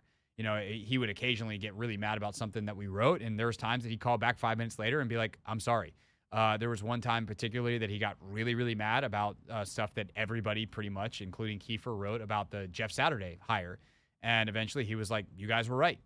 And I think Irsay gets painted as somewhere between like kind of a clown and something worse than that because of the history of drug use that he had and the couple of incidents he had that were, he's got pills in the car and these kinds of things. And people see him as this, I don't know, subhuman, whatever. And the picture painted by Kiefer is extraordinarily human. And I think there's a lot to take away from Jim Irsay's life and career. He's someone who inherited the team from his father, and his father, by Jim's own admission, was terrible as an owner. Like, obviously, most famously, he moved the team out of Baltimore to Indianapolis. But, like, he hired Jim Irsay, I don't know if you knew this, Anthony, to be the GM of the Colts at age 24. So Jim Irsay was the Colts general manager under his father owner at the age of 24. Dang. I knew he was one of the youngest GMs, like, ever. It makes Jim Gladstone, or what is his name? Is it Jim? No, it's not Jim Gladstone. Gladstone, the kid in, kid, he's our age, somewhere between your age and my age, in Jacksonville. Like, he's like 34. And everyone's like, I think it's James Gladstone. And everyone's like, he's so young. And it's like, imagine 10 years younger than that. And the only reason you have the job is because your dad's the owner. Pure nepotism. And when his dad died, one of the, within a couple of years, going into the 1998 season or 1998 draft, when they had the first overall pick and they're making the Ryan leave Peyton Manning decision, he gives it up. Like, that takes a lot to not pull the Jerry Jones and just be like, I know what I'm doing. He's like, I have no idea what I'm doing. I don't have this job because of merit. And so I'm going to go be the owner. And he gives the job and actually trades for Bill Polian. Polian ultimately makes the Manning pick and builds one of the best teams of the decade. And Irsay also, the philanthropy and the things he's done in the city of Indianapolis. I know you've spent a good amount of time in Indy, as have I, because the combine's there, and that's why I've been over the years. You've gone and visited Zaire for a bunch of games, and you walk like kind of past the RCA, or what the hell they call it now, Lucas Oil Stadium, not the RCA Dome, past Lucas Oil Stadium, and you go make that left, and you're walking down towards that restaurant area, down whatever direction that is of the stadium, and you pass the Jim Irsay Family YMCA, and there's Irsay this and Irsay that. And it's because he's genuinely been in the community. And Kiefer writes beautifully about how big of a part of the community. And this is someone who, does the kind of stuff that a lot of owners do because they're rich and they have access to stuff like planes. Someone has a loss in the family that's in the organization, and they, Irsay flies them to and from the funeral on his private jet, like that kind of stuff. But also within the community, would just hand out $100 bills to people, or free tickets to games, or, hey, you're going to a playoff game to support the Colts? Like, we'll take care of your flights or your lodging or whatever. Like, he just did a lot of great stuff. And I think you see the reaction from former players. I saw Reggie Wayne, among Marvin Harrison, Peyton Manning, all those guys, Edgerrin James, all had great things to say over the years, and many of them putting out thoughts yesterday when the news passed. But I'm just curious, Anthony, not to have you spill a secret to your friend here, but like, I'm sure Z, had thoughts and is someone who's spent time in Indy and been around that Colts organization. There's the Indianapolis side of it before we get to the impact that he had on Washington, and he might be the most influential owner on the Commanders outside of Josh Harris for reasons that led to Josh Harris that we can talk about in a moment. Yeah, I definitely think Irsay was loved and, respected by a lot of the players that, was in the Colts organization. I talked to Z actually earlier today because yesterday when the news broke, I was trying to get a hold of him, but I think he was tied up and probably because of, everything that was going on. One of the captains. But, yeah, he had just, nothing but good things to say about Irsay. He recalled, Irsay calling him a couple of times, talking about the team, hyping them up. He actually called one of Z's teammates literally last week to also, just talk about the team. So he was constantly, checking in on players, the pulse of the team, and things of that nature. Irsay, really cared about it.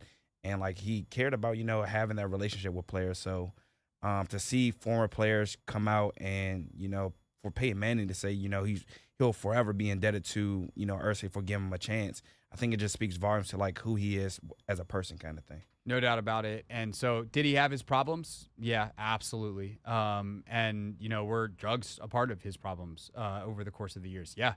And I think it's also, not to get too serious, but too late, here we are. It's also a reminder that, addiction and, drug use and all those things, it can affect anyone. Jim Irsay had the money to get help and ultimately to keep living his life as long as he did and, to whatever other resources that he had. But he had the problem as well. And, I think that instead of stigmatizing it and looking down upon people who are addicted and seeing it as a character flaw, if we realize that it's a medical condition and that there's a lot of things that can go into why someone gets addicted to pain pills or opioids or whatever, that it's not necessarily a character flaw because they want to be and they're weak, that there's a lot more there to be learned about addiction as well. So that is part of this. I also just happened to a couple weeks ago finish the book Empire of Pain, Anthony. I don't know if you're familiar with that one at all. Patrick Radden Keefe wrote about the Sackler family and the opioid crisis and OxyContin, and that's a book. Oh my goodness. Highly recommend that one. Patrick Radden Keefe, one of the best authors in the world. But he wrote about that, and it's well worth your time. But that's not related to sports at all. In terms of why he's so important to the Commanders, and especially the recent run of success, it's because in October of 2022, just after the massive ESPN story drop from Don Van Natta that Snyder was walking around saying he had dirt on other owners, Jim Irsay was the first to break ranks of the ownership when he said this. It's a difficult situation.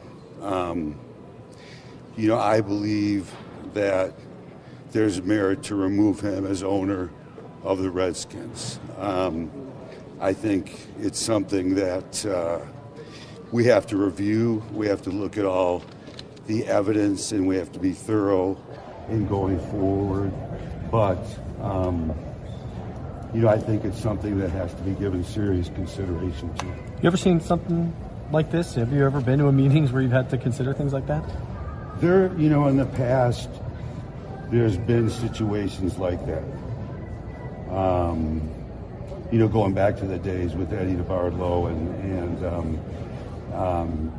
different times that are difficult, back to the USFL days in the 80s. I mean, there's always been, it seems like in the old days there was more difficult times that came up, but I've seen a lot through the 50 years, so you're always prepared for them. Is it?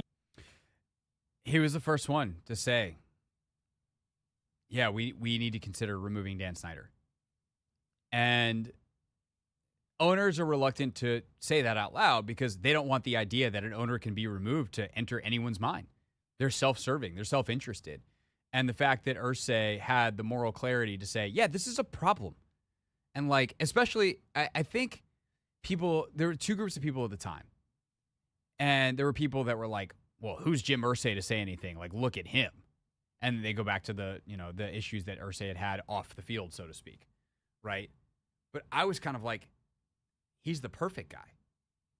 Someone who says, I'm not perfect. I have my flaws.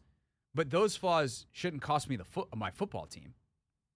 There are levels here. There are layers here. what Dan Snyder is doing. He's cheating the league. He's cheating his team.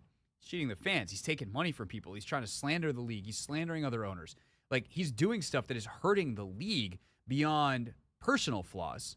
He's making conscious decisions, and not to mention running a toxic workplace that has us getting dragged in front of Congress.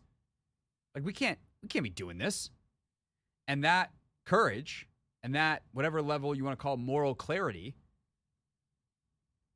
was one of the biggest things that I think changed the tide, because while no other owner came out and supported Irsay in that moment, it was clear others felt that way in the room. And the Snyders got the message, and it was within weeks that all of a sudden, between the ESPN reporting, between Irsay speaking out, the Snyder family hired Bank of America to explore the sale of the team.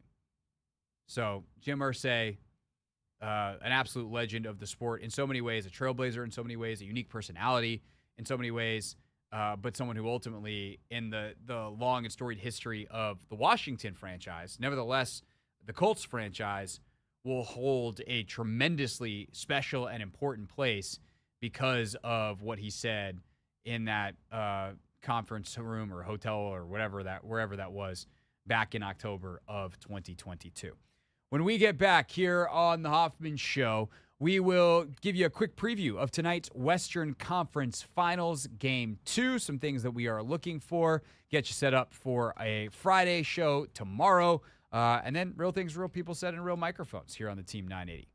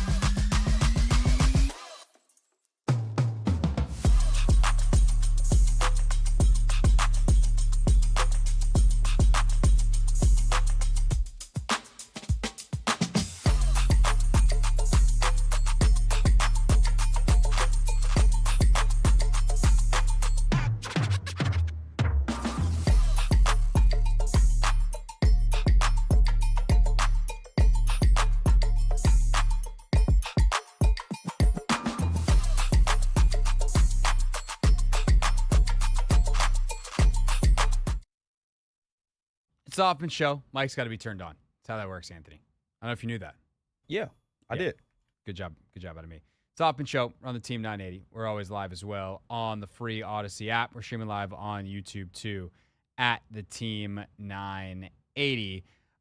Tonight, Western Conference Finals. It is game number 2. Anthony, the Oklahoma City Thunder run away in the fourth quarter with game 1. It is a 68-win team that is up 1-0 in the Western Conference Finals. That is not surprising at all. Can the Minnesota Timberwolves turn it around? That is the question. Anthony Edwards slightly banged up. His ankle's not 100%, but who is 100% at this point in the playoffs? Obviously, Julius Randle was magnificent in the previous series. Can they get him on track? I just think the Thunder have too many answers. I think they get it done tonight.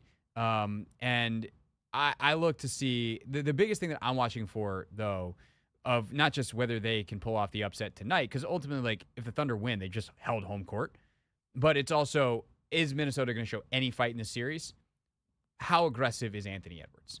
Took 13 shots in game 1. Randall, I believe, also took 13 shots. They'd probably take more shots if they could not turn the basketball over a zillion and 5 times. But can Anthony Edwards get going?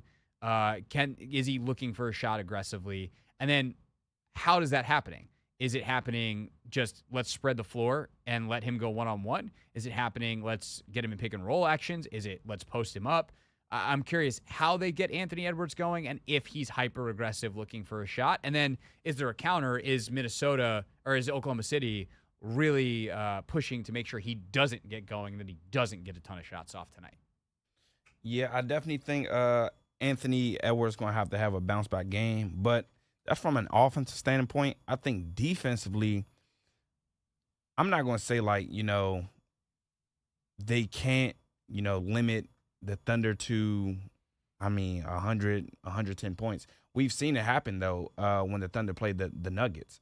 And I would think the Timberwolves are a better defensive team than the Nuggets.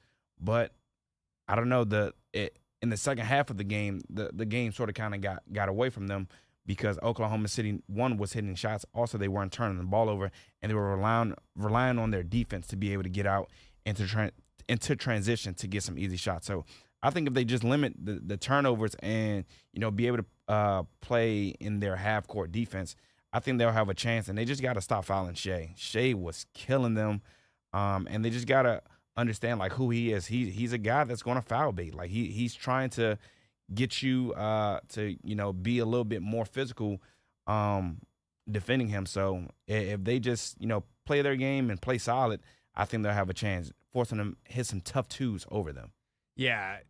Oklahoma City is such a funny team in the modern NBA because Shea is this mid-range god who also obviously lives at the foul line. So, like, the analytics part of his game is I get fouled a zillion times. He and Jalen Brunson, the two best foul baiters in the league, being in the conference finals, is not my favorite, but, like, respect. They also don't shoot a ton of threes, and the funkiest thing about them, Anthony, is they actually give up a lot of three-point attempts. And they play a style that almost no one else does. Everyone else is trying to prevent three-point looks, run you off the three-point line. Let's see if we can get you caught in the mid-range. Oklahoma City is like, we are going to protect the rim at all costs. And we think we are athletic enough, long enough, fast enough, quick enough, and springy enough to challenge you running out at you. You're going to take the three. We're going to run at you. Can you knock it down? And in game 1, the Minnesota Timberwolves took 51 threes and made just 15 of them, sub 30%. If you can hit 25 threes, that's a very different game. You go, that's 50%. You hit 5 more threes. Now we're in a close game late. That's the difference, is in many ways, early in the game when it was close, Julius Randle's hitting a million threes. Like, he had a great game. He was 28. He's 9-13 from the field. Like, he's hitting threes all over the place. He starts missing in the second half. They get other players that are taking him. They're able to bottle him up a little bit more, and it becomes a very different game. And so Oklahoma City has a knack for making sure that the right players take the threes, and they challenge them, and teams shoot a fairly low percentage against them. Minnesota makes a bunch of threes, and we got a series. They don't, then they're in trouble. And they've got great three-point shooters, but they're going to need some of those guys to show up on the road. And obviously they need Anthony Edwards to wind up with the ball in some of those situations as well. That's what I'm watching for tonight. Game 2, TNT, 8:30. It's going down then and there. As for now, we wrap up the show with real things, real people said in real microphones. Real things. We're not going to be sucked this year. Real people. 5-11, not very good. Said into real microphones. You know, the culture is actually damn good. That's an interesting out time, Anthony. You sure you got that math right? Yeah, the math be mathin', man. Okay, if you say so. All right, real things time. Let's see. What? Oh, well, the best thing that's going to be in this folder. There's two. There's one feel good and there's one funny. We'll go with the feel good first. You might have seen this. It was all over social media yesterday. Shai Gilgeous-Alexander won MVP and then shouted out his wife, who is this year's version of the real MVP. The one and only Haley Summers. Thank you.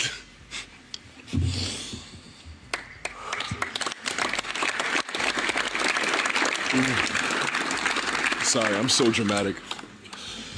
Haley Summers, thank you for everything you are for me, for our son Aries. You were the first person to show me what love really meant.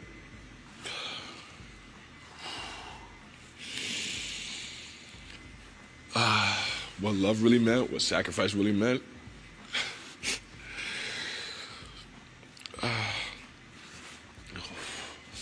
And I can't wait to spend the rest of this journey called life with you. So thank you for everything.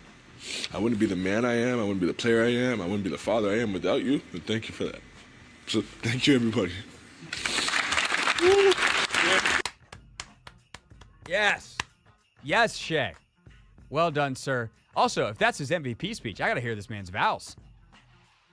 That's good stuff. That's good stuff. Do we have time to play the rant? I don't feel like we do. I mean, you may play the Dak one. Yeah, but that feels underwhelming after the Shai. Yo. Here, if I won an MVP, my wife's the first person I'm thinking. Or the last person in the way that Shai did, where it's like, talk about your parents, talk about this, talk about your teammates, do all that, and save the wifey for the end. She gets to be the last one in the starting lineup, if you will. Anthony, as an unmarried man, who would be your spotlight if you won the MVP? My grandmother. Ooh. I will go my It'll be tough. It'll be my grandmother and my dad. But I think I would lean my grandmother. I think because she really put a lot of character into the young man I am today. I like it. I feel like you could give Big Tony the leadoff spot.